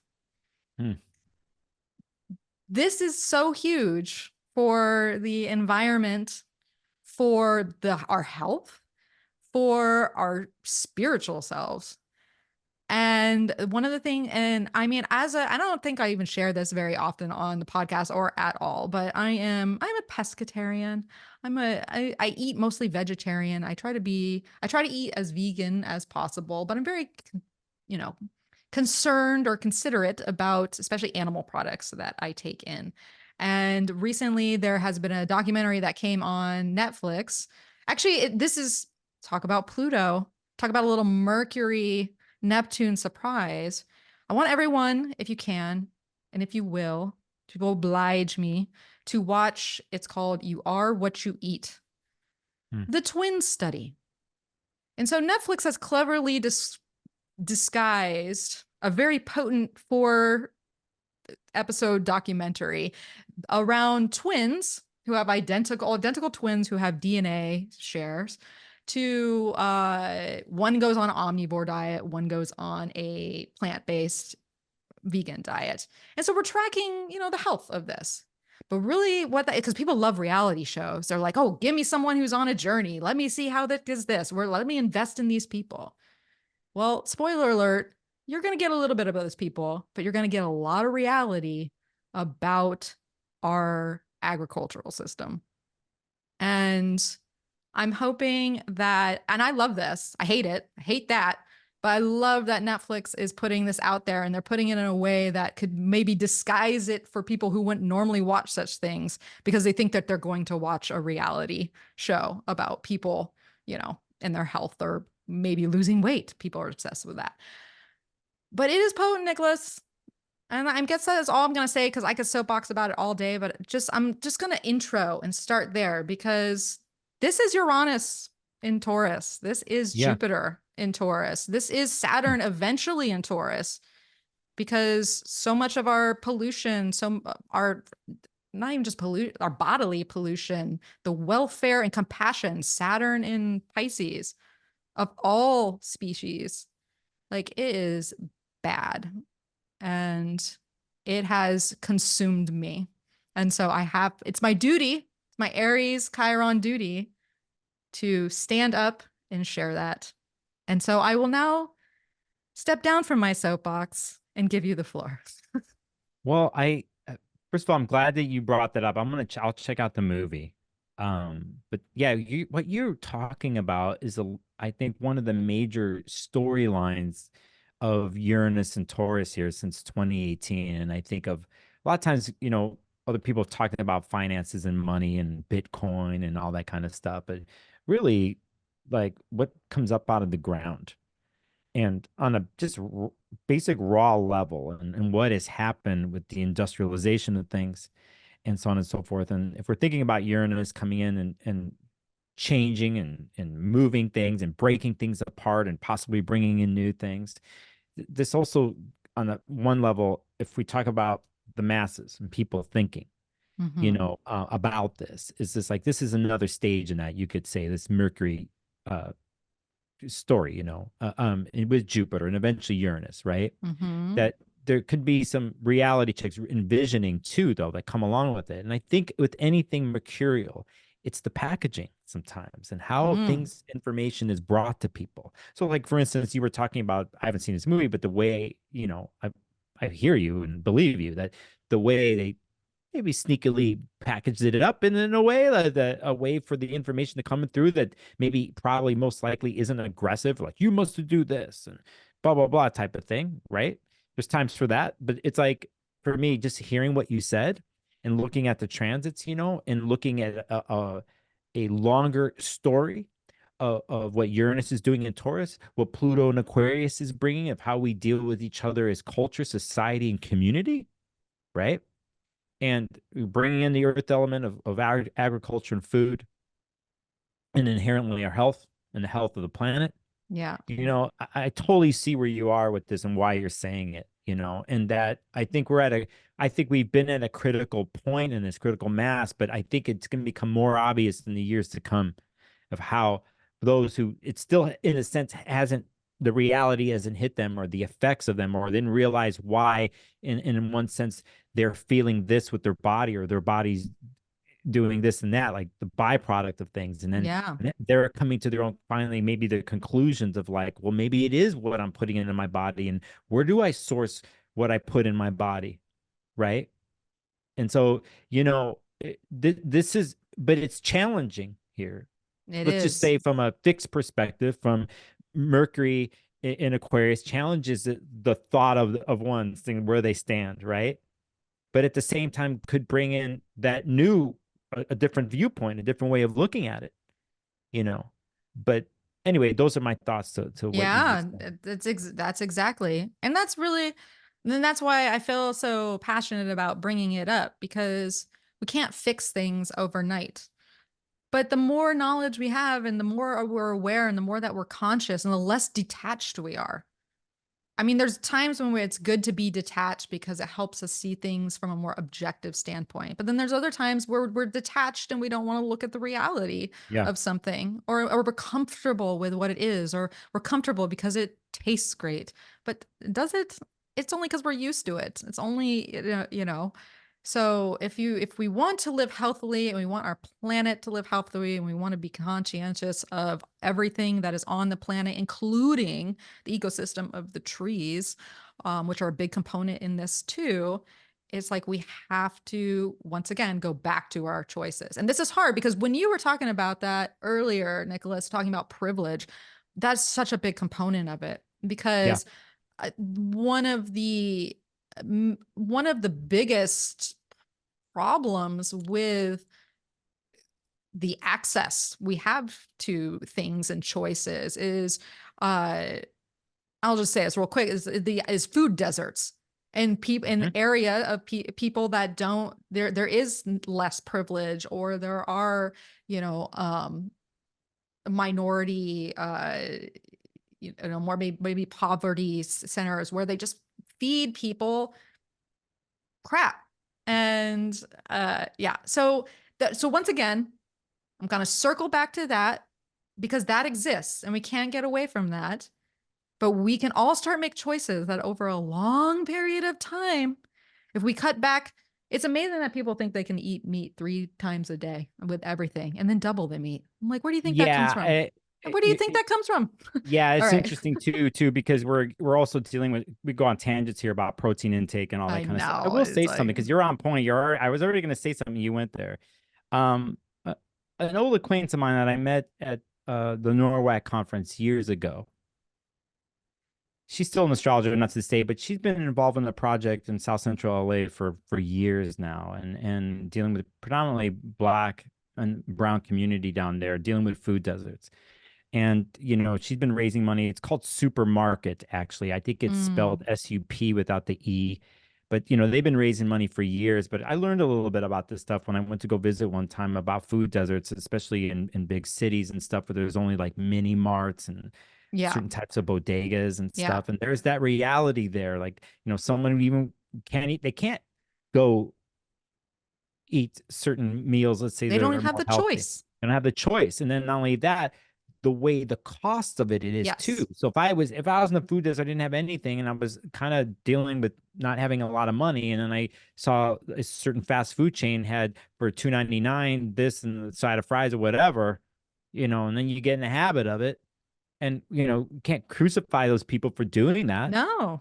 So there's realities here. But but again, I think, you know, it starts with talk and information in a way where I think things are presented to people, and it's also to recognize that there's many people out there who don't have a choice. This Yeah. goes back to what we are talking about in the beginning, from the bigger picture about privilege and choice and stuff. Is like we talk Mhm. about Pluto and Aquarius thing that's happening, another way of seeing the world from an intellectual point of view, probably with Pluto being there. Uh, uh, um, the higher mind, the hive mind, Mm. right? So it's like that could be manipulated from a Pluto perspective, Mhm. or the powers that be or whatever that can be changed, toppled, or structures could be changed over time. It doesn't happen. It's a slow game, but it does start with something. It could be so simple. Like you brought up this chart here with Mercury and Aquarius, probing for something else new, another way of looking at things, right? Mixed with Jupiter here that enhances that. Can it be overabundance in that thought and preachy? Possibly, but I don't Possibly. think about it that way. I mean, that's a byproduct of it, but I think about it more as like you're pushing past a vision, a certain Yes. way of being, and looking for something more, the limit of something, and busting through the limit, and having an unconventional way of looking at things. And I say unconventional here, which is funny because in the end, and this is something I've been saying on my videos for the last couple of years or whatever with Uranus and Taurus, this uh reclaiming of one's senses, like the Mm. five senses, and leading your life in that way, and how some of our senses are over bombarded, like a sound or like visual, but through phones and stuff, but like living through our senses. So like to go back to something simple, if I were to go to a mini mart and grab a bag of some like red hot Cheeto type of thing, and then I was to go to some market down the street and they had an apple, and I was to sit there and completely clear my brain and smell, Mm. which one would I really go for? Like, if I were to cut the apple open and I open the bag of Cheetos, people are going to laugh at this. But for me, I'm sitting there going, I'm smelling the apple and I'm smelling this bag of contrived whatever, production, industrial produced whatever that's not even real food wise. Mhm. Where am I gravitating to? Like, what is my body telling me? Yeah. What are my senses telling me that what I want? And I think it comes back to that in the end, right? But anyway, we went on a tangent here, but Well, I'm yeah. so I mean, glad that that's you how, did. honestly, just to sum up your point, that's how I got here in the first place, is because I mean, when I was vegetarian from when I was like when I went to college to my mid 20s, fell off the wagon for about 7 years. And I just started getting to the point of what you're just saying. Like I would look at it, I would smell it, I would taste it, and I knew I was having an existential crisis because I knew something was off. I knew something was wrong through my senses. My senses were what informed me of the problem. And the second I Mhm. made the decision to have a different choice, to have a different lifestyle, to get rid of what was comfortable or what I thought was tasty, was not even tasty anymore, it all went away. Everything, because I listened to what my body and my senses were telling me, that were giving me information on a much bigger scope, but it had to come in through actual, like a visceral, you know, sensual response. Yeah. So I love what you're saying there. And I encourage everyone to partake in the wisdom of the senses. Yeah, I'm glad that you said what you said, Mel. And if we think, I'm being really hopeful and positive here, but I think about any planet that's going to go through Aquarius for the next 20 years, right? Yeah. Whenever we're going to have Mercury and Venus, Mars, we're going to go in, and there is can be the dogmatic, stubborn, fixed part of it all, and that's part of the story. But what I'm thinking about is the ingenuity of it all. And when one finds something new or an idea that it's ingenious that in a sense, I think for humans can spark something that connects to like life itself. And we have always evolved and we've always pushed things for the better Mm-hmm. or worse, but there are certain realities that need to be dealt with here on the planet. And the one that you brought up about here, food, is probably, I mean, I'm not going to rate comparing It's them other hard to things. rate, But but it's it's up huge. there. It's like how we survive is we gotta eat, We got to and eat and we got to we have water, gotta eat, and then it's like there and we you got to have need clean help. air. You need clean air, water. You need healthy soil to continue to do this kind of Yes. stuff. And then there's the big issue that I haven't seen the movie. I'm sure they talk about that. But whatever the case is, Yeah. to to to think about this is the starting point. It is the starting point. So thank you for taking the time to listen to me. Sure, no, Um, and so, I mean, this brings us to if this is a new Aquarius new moon square Uranus, what is? What is? Oh now my I see why you goodness. brought me on this show. Now I see why you That's brought me on right. Aquarius. Yeah, I'm That's all about it, right. Mel. I'm all about I needed the right person. I needed the right person to banter with. it. Um, so what's else going on with this new moon? Well, we pointed out the fact that the square to Uranus, the Mercury squaring Jupiter and challenging the limits of our perception there. We also already know that Mars is sextiling Neptune, so that's kind of baked in, which I feel is kind of nice for the giving in of to the change, Yeah. actually, in my mind. But Mars is also getting close to Pluto, so we do have to honor that, which is very intriguing to think of because that's sort of the first moves that happen as we start this lunation cycle. And Venus trining Uranus, which we've already kind of spoken of this stuff. Yeah. So let us carry on in the interest of time, because time soapboxes take time. Got to really. The moon is in Sag right now too, so it's very fitting. Yeah, let's remember we're doing this with Mercury, Neptune. Yeah, Mercury, Uh, Neptune, Moon, and Sag. Here you go. And then square to actually Jupiter from Mercury perfects. Oh wait, what did I have that? That's not right. I got incorrect data. Thanks, Mercury. Mercury, Neptune, incorrect data. Well, I'll just skip over that. But yeah, let's move on to Mars moving into Aquarius. Well, let's just point out the stop at the exaltation degree around February 10th, which is Mars at 28 degrees of Capricorn. So it has its exaltation moment as it moves between a sextile to Neptune to the conjunction with Pluto. But in just a few days' time on February 12th, actually, I'm just gonna February 12th, it moves into Aquarius, and then it's gonna conjunct Pluto on the 13th on a Tuesday. Another intense beginning of a week, Monday and Tuesday. it's Yeah, huge actually. I think this this is because of huge. yeah, Big. this is huge. And I look in Moon and Aries, and Moon's gonna go into Taurus, so but it's like this is a biggie. And again, another chapter in the story of planets moving through Pluto, through the door, through the gates. I don't know if it's jumping into a black hole or the vice versa. I just know this movement, this liminal space that we've been in from 29 Capricorn of the year is another big chapter in a moving forward feeling here, a big one. And it's so concentrated what we have talked about in the last week and a half here of transits. Yeah. There's so much concentration when it comes back to Pluto, big movements, and like Uranus stationing forward, that you got some outer body planets that are making the presence known.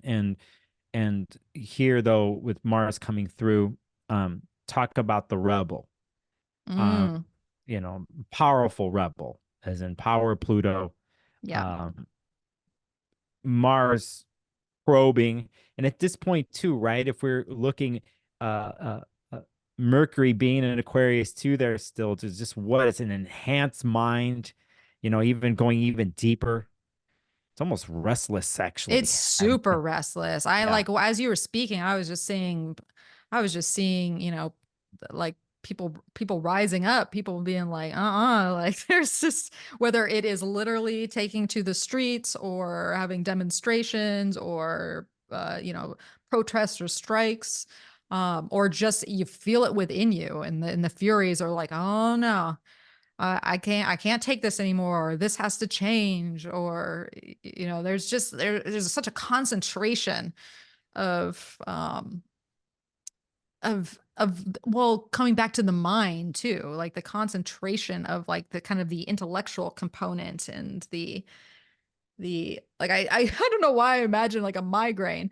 Uh, Hope not. I hope not. I don't wish a migraine upon anybody.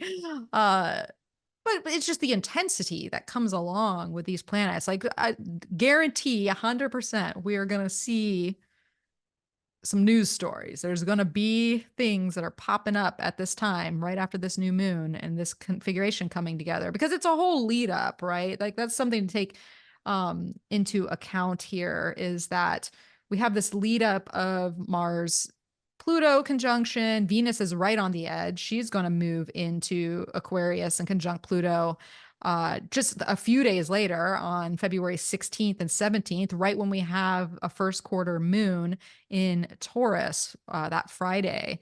That is going to be relatively close, not on top of, but it's going to pass over Uranus. So there's just kind of this hot spot period for this entire week between Yeah. the new moon on the 9th and basically the end of Aquarius season, where Mercury perfects its square to Uranus. So I'm kind of like wrapping it all up in this package for us to discuss, because I think like the movements of everything kind of contributes to what we're going to experience from, that.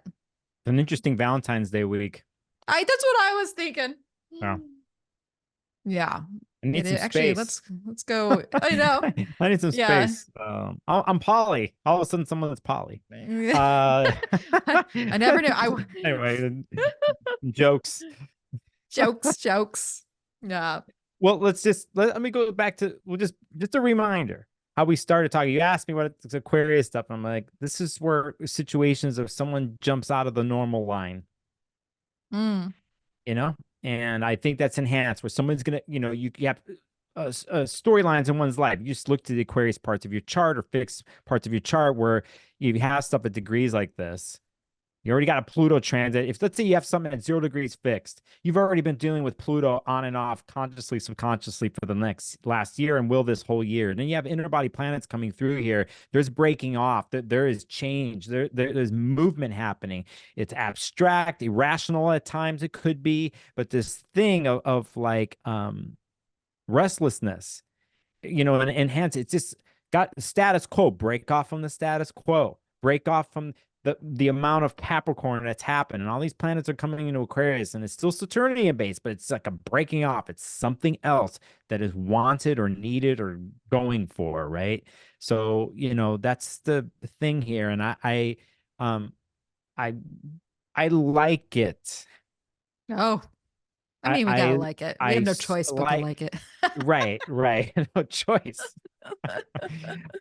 Just everyone's got who's watching, their own particular chart and stuff, there is volatility involved here. There is. Let's be up. We're just being upfront. There's a volatile signature.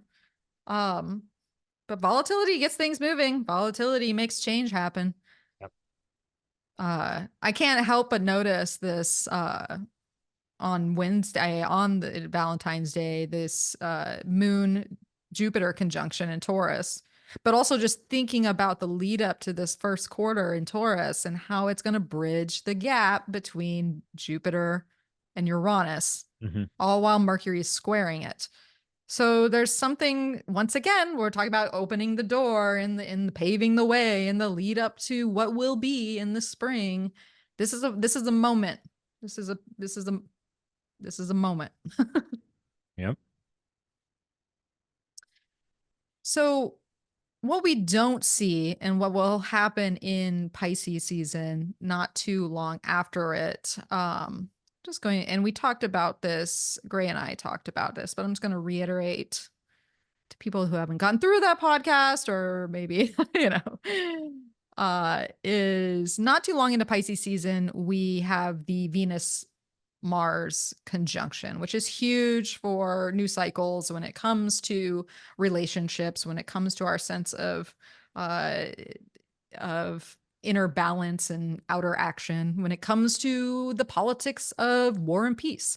These two are big players here. So I just want to emphasize that that's kind of a lead up to have this powerful fusion point, and that all happens with these Plutonian aspects that are taking place at the end of Aquarius season. So really pay attention to what is happening for you here, and how you're having your own Pluto and Aquarius moment. The world's going to have them. We're going to talk about it. We got 20 years to discuss this, but we get to really get in there. We get to get in there and discover it for ourselves at this time. So just wanted to emphasize the importance. I gotta bring it on home with that Sag moon today. Yeah. No, I'm glad you, because I know you went back here, but, as we were going through these charts, you could see how Venus is moving and getting closer and closer to Mars. And they all go through Pluto, but then when we get to this point here, I'm psyched for this. I don't know why I am, but um I just love it when inner body planets do major things. And we're talking about longer stories in general, but I guess I'm being biased because of the Aquarius in my chart. Maybe Maybe be careful what I'm asking for. But you're a rebel rouser. yeah, but again, I think when it comes to relational activities, when we're thinking about the nodes, let's say in this point, because we're dealing with Aries North and Libra South, and here's Venus and Mars and Aquarius bringing something of some sort of fresh air Yes. to in the middle of building up to this eclipse that's going to happen. These eclipses, we have a natural trine to the South Node in Libra, and we have this sextile that's happening with the North Node and with Chiron. It's not particularly exact by degree, but we're building up there. But there's something to all this, It is. and there's a different something, a space involved, a stepping, looking above, like rising above it all, and taking a step off. And, from that detached point of view, that's something there's freedom. We haven't used the word freedom here yet. No, we haven't, have we? We haven't. And it's like, with this Aquarius stuff. And in the end, it has to do with that freedom from this or that. If you're affected by these degrees in relations, or it's a different way of doing the relations in your life, and there comes a freedom to that's actually beneficial, whether it's for the individual or it's for the whole or for a couple. There's many different ways of looking at this. But if we're looking, going back to the nodal perspective, here we have open surroundings, not closed in, not closed off, right? Or at least the feeling of that. And because of that, if we're in those spaces, then we are able to look at things from a different place, a different viewpoint, and very rational. It's very rational. Let's be real. But I feel that's how progress happens. I feel like progress happens from rationality, because we stay where we are and we stay stuck and we don't move because a lot of times we're more in the emotional body or the emotional state or the comfort. It's like the objectivity and the rationality that comes in. That's like, oh, you know what? No, actually, this is the right thing to do. Or I need, like it's very Six of Swords activity where it's like, you know what, it just is what it is, and I see it like that, and I've got this science mind, and it's time to just move on to the next thing. There's huge benefits to that, I think. And let's say in people's personal lives, right? from a bigger mundane perspective, it might not solve the bigger issues at Yeah. hand or whatever, where a lot of times rationality has got us there, we could say in some Yeah. instances, right? But if we can't get rid of rationality, there's these major movements you're seeing out there with these tech bros and stuff. They're all super high rational mind where it's almost religious, dogmatic, and they're leading the apps in the future of this. That I'm a little worried about because it seems like it's not connected emotionally. What But if I that, think about within, right, yeah. If yeah. I think about within one's own life, usually a lot of times when we don't have the benefits, you're not a privilege, you're running on emotion constantly. You're stuck in situations. So, with this, can you get to a place of like you move through the emotional content?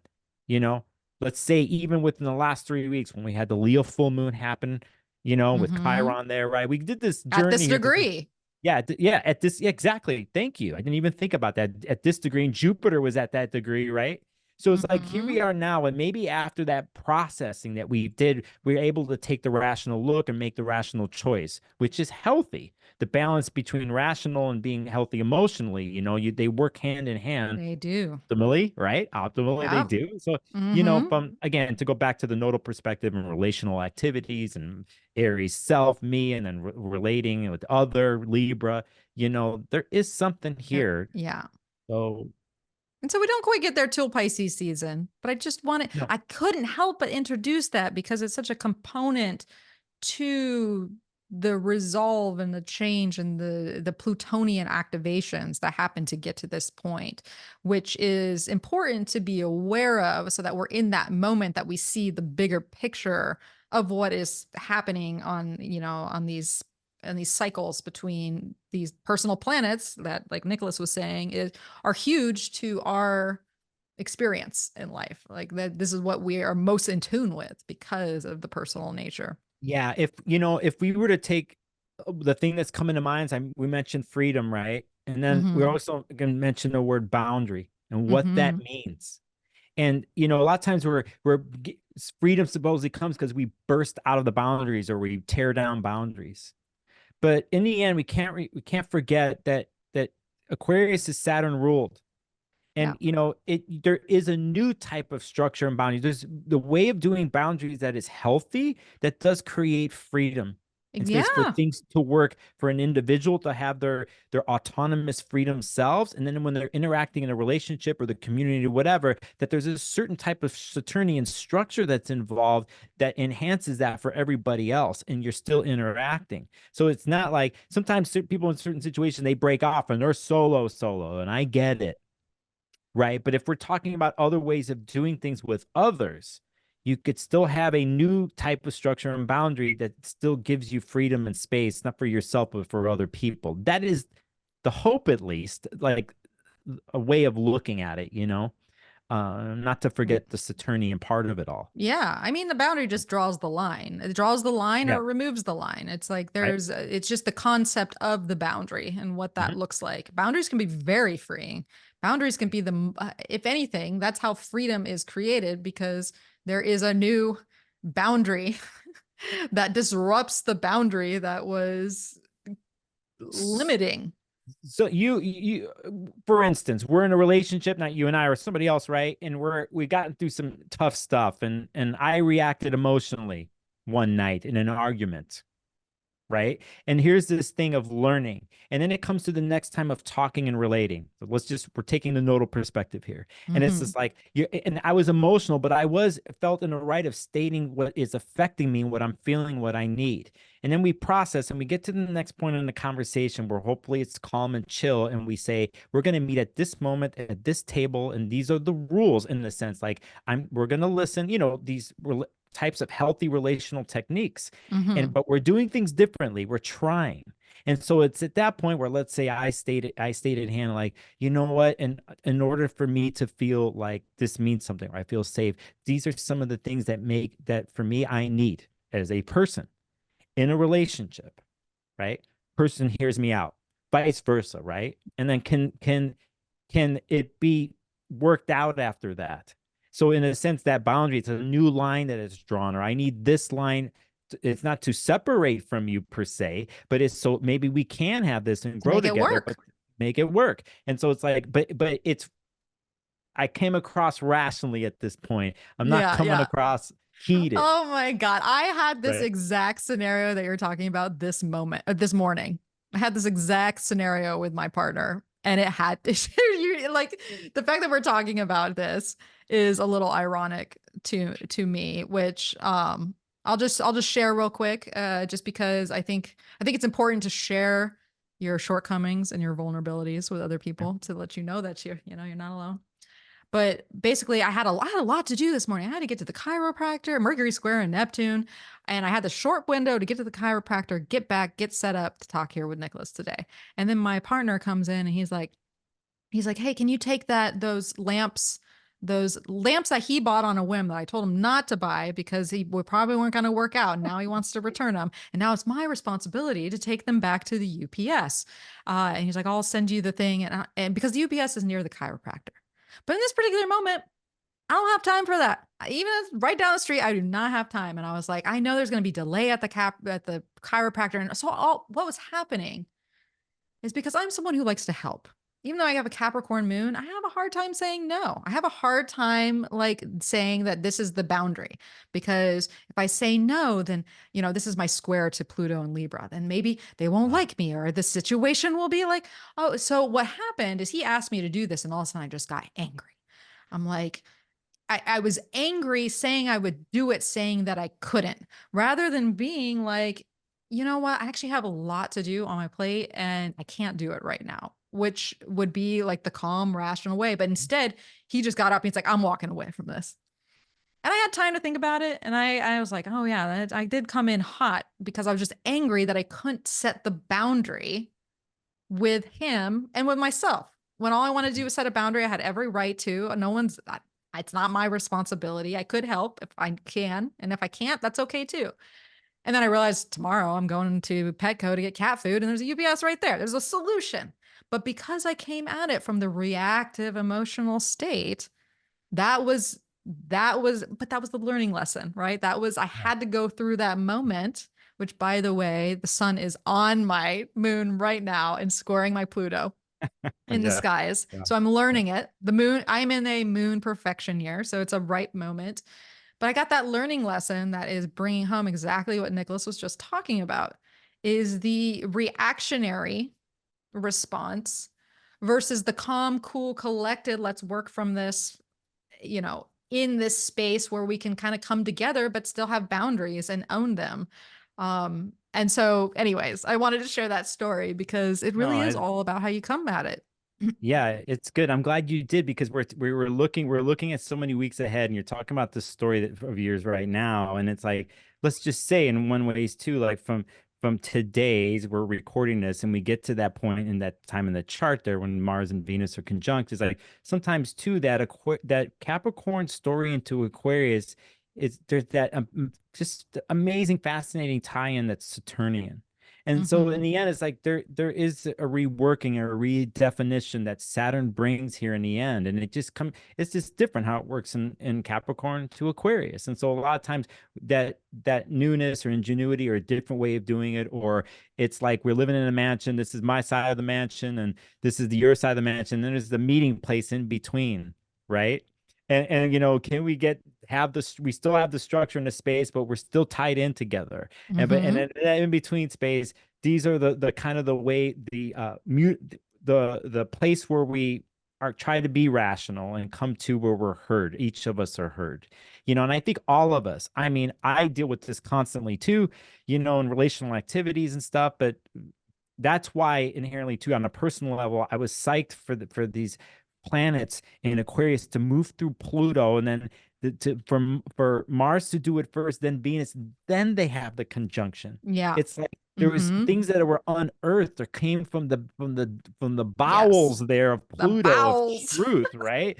The bowel of the truth and the secrets and the manipulation and the power, but also too the hyper focused awareness, the Mm. investigative quality of Pluto and what it can bring, and then bringing that then to the table. Then Mars and Venus they have a connection. They go, okay, we just went through Pluto. Like, We just went through hell. we just Now went what are through we that. gonna Like now what is this though? But there's something that's definitely not the same anymore, right? It's exactly. completely renewed and regenerational and Yep. whatever. So can we bring this in the way we relate to ourselves and with other people? And do we see the insights there that Mercury being in Aquarius too can bring? And from the rationality Saturnian part of it all, so I trying to be here with this. And I'm glad you gave your example. You caught yourself. You saw it. You go, I oh, saw it. I was like, saw it. guilty as Yeah. charged.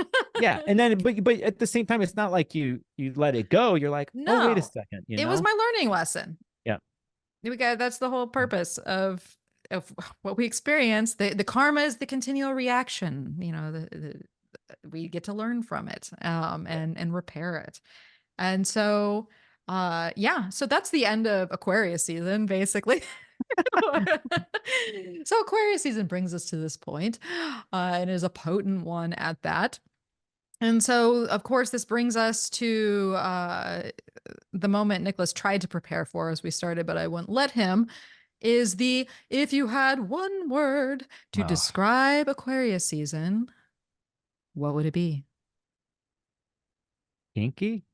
Inky? What does I don't know that why. mean? It has nothing to do What with does what we just that talked mean? about. We just talked about it. It has nothing to do. I just went Venus, Mars, and Aquarius in my head, and that's the word that came up. So we forgot that part of talking about Venus and Mars and Aquarius because it could definitely be that. Oh, kinky. Yeah, kinky. Yeah. I thought you said inky, and I was like, No, inky.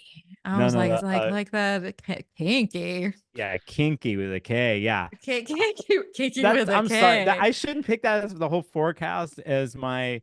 Yeah, we didn't even talk Maybe about. kinky at the end. At the Like, end, there we even go. Venus and Aquarius conjunct Pluto, Mars, Aquarius conjunct Pluto. From that point of view, it can just be wild. But Yeah. I want to play off Yes. the validity of your word, actually, though, because kinky, we think of kinky, you're like kinky. Yeah. But kinky is also, I think of like all these squares and like when things are kinked and Right. there are these these points of difficult passage or turns, or that we have to go through, that it's not straightforward, it's not easy flowing, but there's a kink in it, there's a blockage. And how do we move or make the changes or turn the corner from the blockage to the continuation? Right. No, actually, that is really good. Mel, I don't know if anybody's catching this right now about you. They've been watching you or listening to you for a long time, but since I've known you, you're really good at picking things up like that and transferring them. I know you do it in tarot too. So, but yeah, I didn't even think about it that way. But if you think about the types of movement and forwardness of what's happening, it's not straightforward, is it? It's Right? always It like isn't. kinky fixed. Yeah. And it's just like, you're right. Like I see that like sort of saw wave mixed with more whatever kind of a very thing. saw wave. Yeah, very saw wave. And then very like just square wave. yeah. And then but trying to work it out. And then part of that can be very challenging for some, like because of the transition. Because at first my word was going to be forward, right? And it's true. There's a forward motion here. I just think in any liminal space, when we're especially a Plutonian space, where we're going from here to there and these other planets, we're talking about it here and looking at transits. But if we talk about real life, for many, it could, it's changing, you're moving forward, but it's not so straightforward. No. And especially if something is new and eccentric and unconventional from Aquarius keywords coming in, that doesn't necessarily mean it's clear and straightforward. It can be, it will be, but you're absolutely dialed in. Okay. And What I see in my head, I see like doing the robot, like the dances where they're like, all the kinky kind of 80s b-boy robot dance. Yeah, totally. Yeah. So I find that word as any Gemini will put out there, it has multi levels. It has many meanings that we did I know what level. No, you didn't know. You threw it out. Your subconscious threw it out. And that's where we got. So I really like it, actually. It's very fitting, double entendres. Do I have a word? Do I have a word? A lot of words have been said. Do I have a word? I don't know. Maybe I'm just playing off kinky, but for some reason the word disjointed came into Huh. my head. Whatever that means. I mean, feeling disjointed. It kind of talks about what we were alluding to earlier in many occasions of feeling like off and the importance of that. Because when we're feeling on, it's nothing changes. So maybe Yeah. there's this level of feeling disjointed or disconnected or off in some way that is part of the process of what we're going, of how it's changing and how it's churning and how the lead up. Remember of what we were talking about coming in spring Yeah. and how it's important to go through, yeah, what is off or disjointed in order to find the solutions or find the reform or to make the change, in order to move forward. Because we don't want to move forward when we're like, yeah, something ain't right here. You know, I think about the line, the normal line again. Mm-hmm. And then like you and I are standing in a normal line, and like you're like, Nicholas, I gotta bail. Like Can't you be here. disjointed, like you just jump out of the normal line, like it's tangential. Like you know what I Mm-hmm. mean? Like it's just like like, okay, I'll talk to you later. I'm gonna bail this way. Like I gotta do my thing. I know you're gonna go do your thing. I'm gonna see you later. Like, but we're not standing in this normal line. Right. And so that energy, that thing of realization of that too, that's one thing when you said disjointed too, I'm thinking about that. I'm thinking about like, oh, I gotta break off. Yeah. I gotta, there's that feeling of it, you know, whether someone Yeah. likes it or not. Unhinged. Yeah. Yeah. Like that. That's yeah. So, Yeah. excuse me. I think our conclusion here is that Aquarius season will be eventful on many levels. And it's going to pit us against all the elements in different ways. And so we get to experience all these levels of being and how those come together, how we allow them to when they're not, what we do in that space. And essentially there is, I guess I'll add one more word, evolution. Yeah. And that's really all I got to say about that. Yeah. I think I agree with you. And we're walking through. We're walking through. We have a space and time towards the end of this year, October, September, Octoberish, where Pluto will go retrograde, but go back to 29 degrees. The total Mm-hmm. amount, it's at 29 degrees. I think it might be 10 weeks or Yeah, something it's like not that. long. Not long. And then, we're gonna have just one little hint, and then boom, we are through and we're in the Pluto and Aquarius story. But I think here with this month and stuff and the word evolutions, like we're there. It's now it's on, So It's bring it. Let's do on. it. No Bring it. Come choice. on, let's go. Do it. Woo. Bring your soapbox, Mel. I'll bring mine, okay? All right. Yeah. We'll link up soap boxes. We'll sell the people the not the snake oil, but the real oil. So it's yeah. Anyways, gosh. I feel that. I foresee that in my future. I always knew that I would be a soapboxy person, but I really find the push and pull where that's not comfortable for me, or I don't want to test those waters, or I feel like the disjointed where like especially in today's world, it's very, what you say and what you do is very contentious of like how things can be received. I know that's a whole thing in itself, but I hope that, because I find that, and that's why I have such a hard time with social media. These are my truth serums coming out. Mercury and Neptune is just like rolling right now. But that's why I have such a hard time with social media, because I try to connect with it and share on it. But then I find myself sharing from an old program. I'm Mm-hmm. sharing from an old, and then I think I'm excited to do it. And then I do it and I'm like, this isn't right. Or like, was a waste of my time. Or what's the purpose of that? Or like, and then there's all this other authenticity that lives within that's more challenging and more potentially disruptive, as my, Uranus on the ascendant can be. And so I feel personally that my next incarnation of what voice is to be shared is dancing this line. So I'm very curious how this will affect my own reality. And I'm sure Yeah. other people feel the same Oh, way of I that. think it's been brewing for a long time with the way people are fed up with certain parts of social media. It's not working the way it used to be before from a more top level view. But in the end, too, I think you're talking about authenticity, Yeah. and you're giving, a lot of times people are in the quote unquote normal line, and they get to a point where they're called to something. It hits them in a certain way, and they do the break off, or they change something that they have to fulfill. I have to say this, I have to do this, or else I'm not being true to me. Mm-hmm. Inherently, that is the Aquarius archetypal story. That's the thing. And so, it's for whatever it is for you, Mel, or for me or anybody else on a cultural level and stuff. It's been brewing for a while. It's very obvious. And from a technological view, we see a lot of transitions. The old social media, old ways of the web, we know are not working like they did before, and we don't feel quite right in, because we're trying to do certain things through it, like you said, and it doesn't fit. And Still doing it, but you you know. do And it, and you're so like, what am I doing? right, right. And then I think on a mass level, people are feeling that. So it's an inherent, it's inevitable that something, we know the shift is happening. But again, in the end, it always comes back to where one is standing within themselves and what Yeah. that is. And I tell people, and I don't care political party, I don't care anything about that. To me, it's like if someone is finding themselves, they know that something has to shift and change.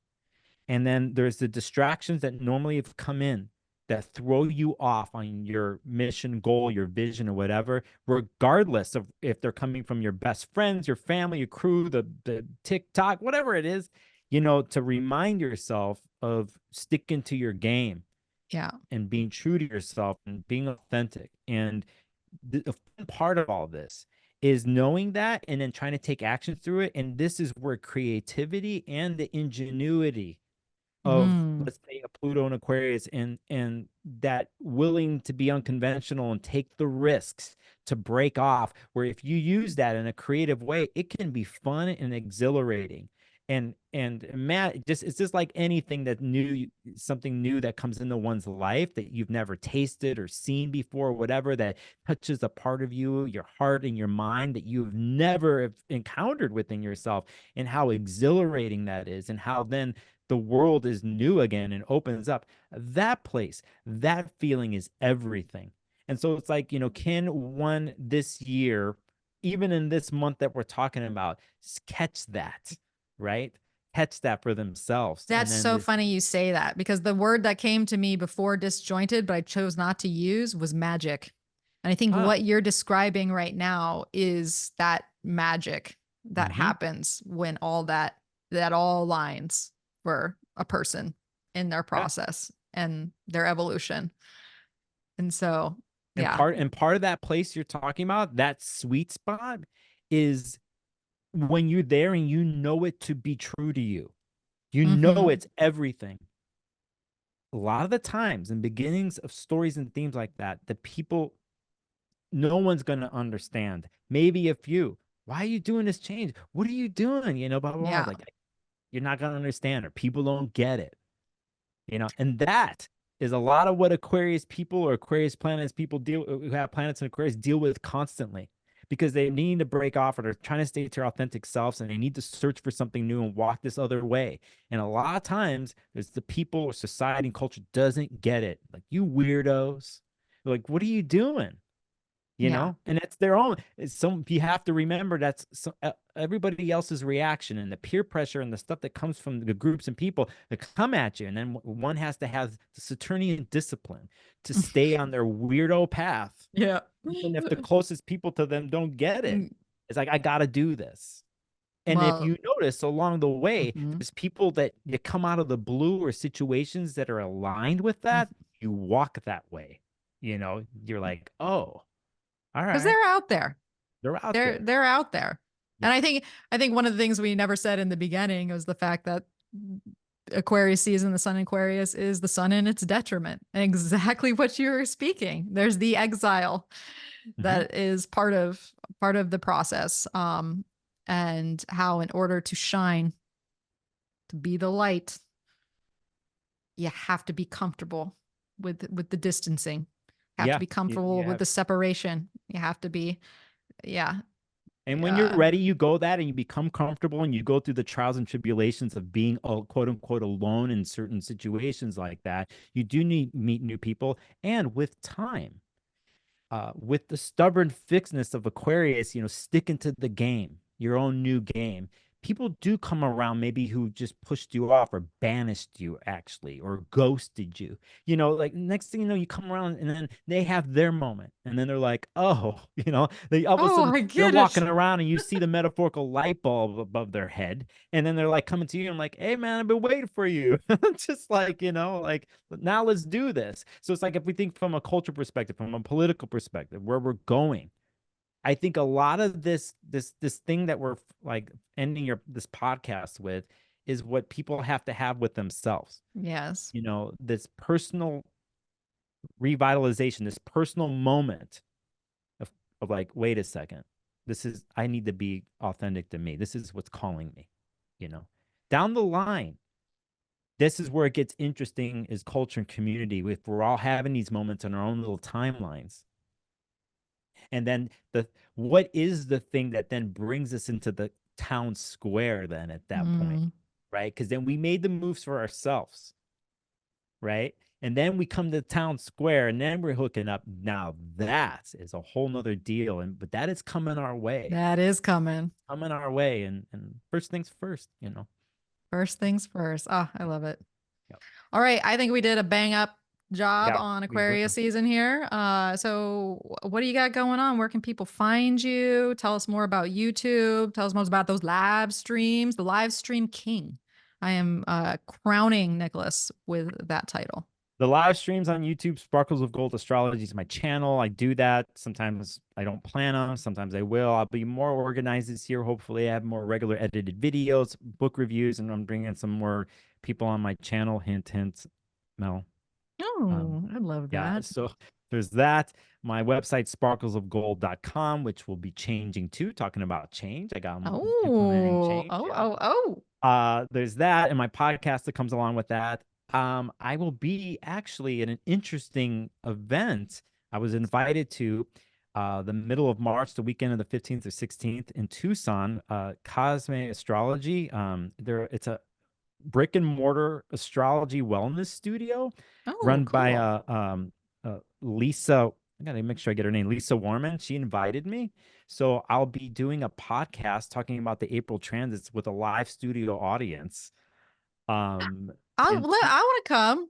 Yeah, in Tucson in March. And so that's one thing. So if anybody's listening in that area, Tucson, you come by a weekend where it's gonna be in this beautiful room, great studio space. This astrologers created, do sound baths there and they do yoga, all types of stuff. So I'm gonna be there for that, and that should be interesting. So that will be interesting. That's and you'll get the sun you desire so much. yeah, totally. Yeah.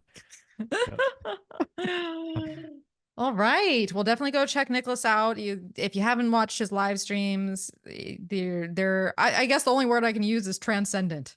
He'll take you somewhere. They will take you somewhere. You'll be on the Nicholas boat for They're totally Gemini Aquarius, actually. They're very Gemini Aquarius. Yeah. But definitely go check them out, because it's not just about astrology. There's a lot of other things going on there. It's a hybrid of experience. Yeah, it's like opening up my mind in front of everybody, and it's just like, and when I realize what I'm doing, like, did I just say that or do that? And I'm like, what the hell? It reminds me of that like Ministry song. Oh no, never mind. I was like, oh, that's a mind is a terrible thing to taste. Oh yeah, that's right. I forgot about that. Yeah. Oh, I want to listen to that album. It's actually a to be honest, to end it this way, the live streams that I do in YouTube and what I continue to do, what I'm gonna try to do on social media, is to push the boundaries. It's for myself. There's reasons why I don't plan on going live and I just press the live button and people show up, because I'm on a personal level in my cave here. I'll lose myself. I'll lose my mind. Like, I don't feel right. I need to do something. And it's that thing in me, my moon and my Mars and Aquarius and North Node. I gotta break, man. I I gotta do something. Why I gotta do something, and I get that feeling and touch the lightning, and that's why I do it. It's like, and it's pushing myself constantly. It's every single thing I'm doing is an experiment, and it's to try to push myself to the edge, to try to keep breaking off, and it's just pent up ideas and energies for years. So if things go the way I want them to this year with the live streams, more visuals, more sound, being more surprised and freaky, but also bring in my pals like you, Mel, if bringing in and talking and interacting in a way that's not Authentic. normal and authentic. That's right.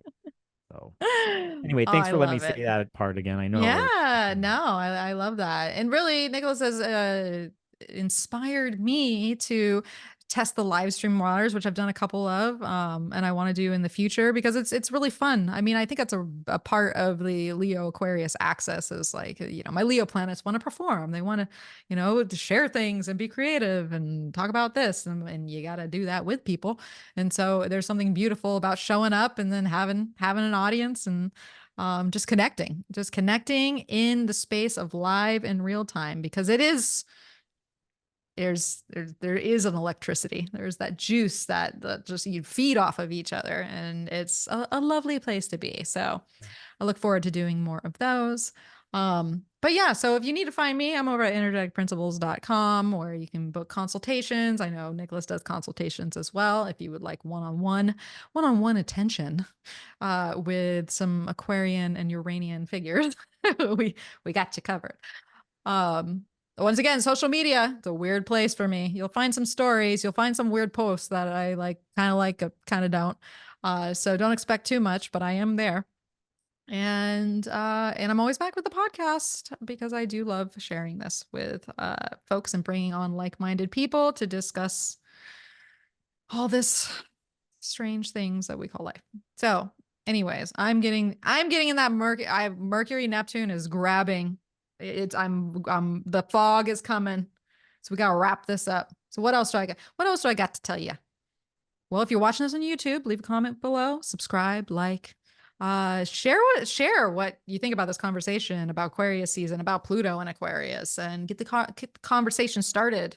And if you're listening to the podcast, leave a review wherever you listen to it. Hopefully you like what you hear. Spread the good word, share it with a friend, all that stuff. I think my spiel is done here. So I love to refer to myself as more than one thing.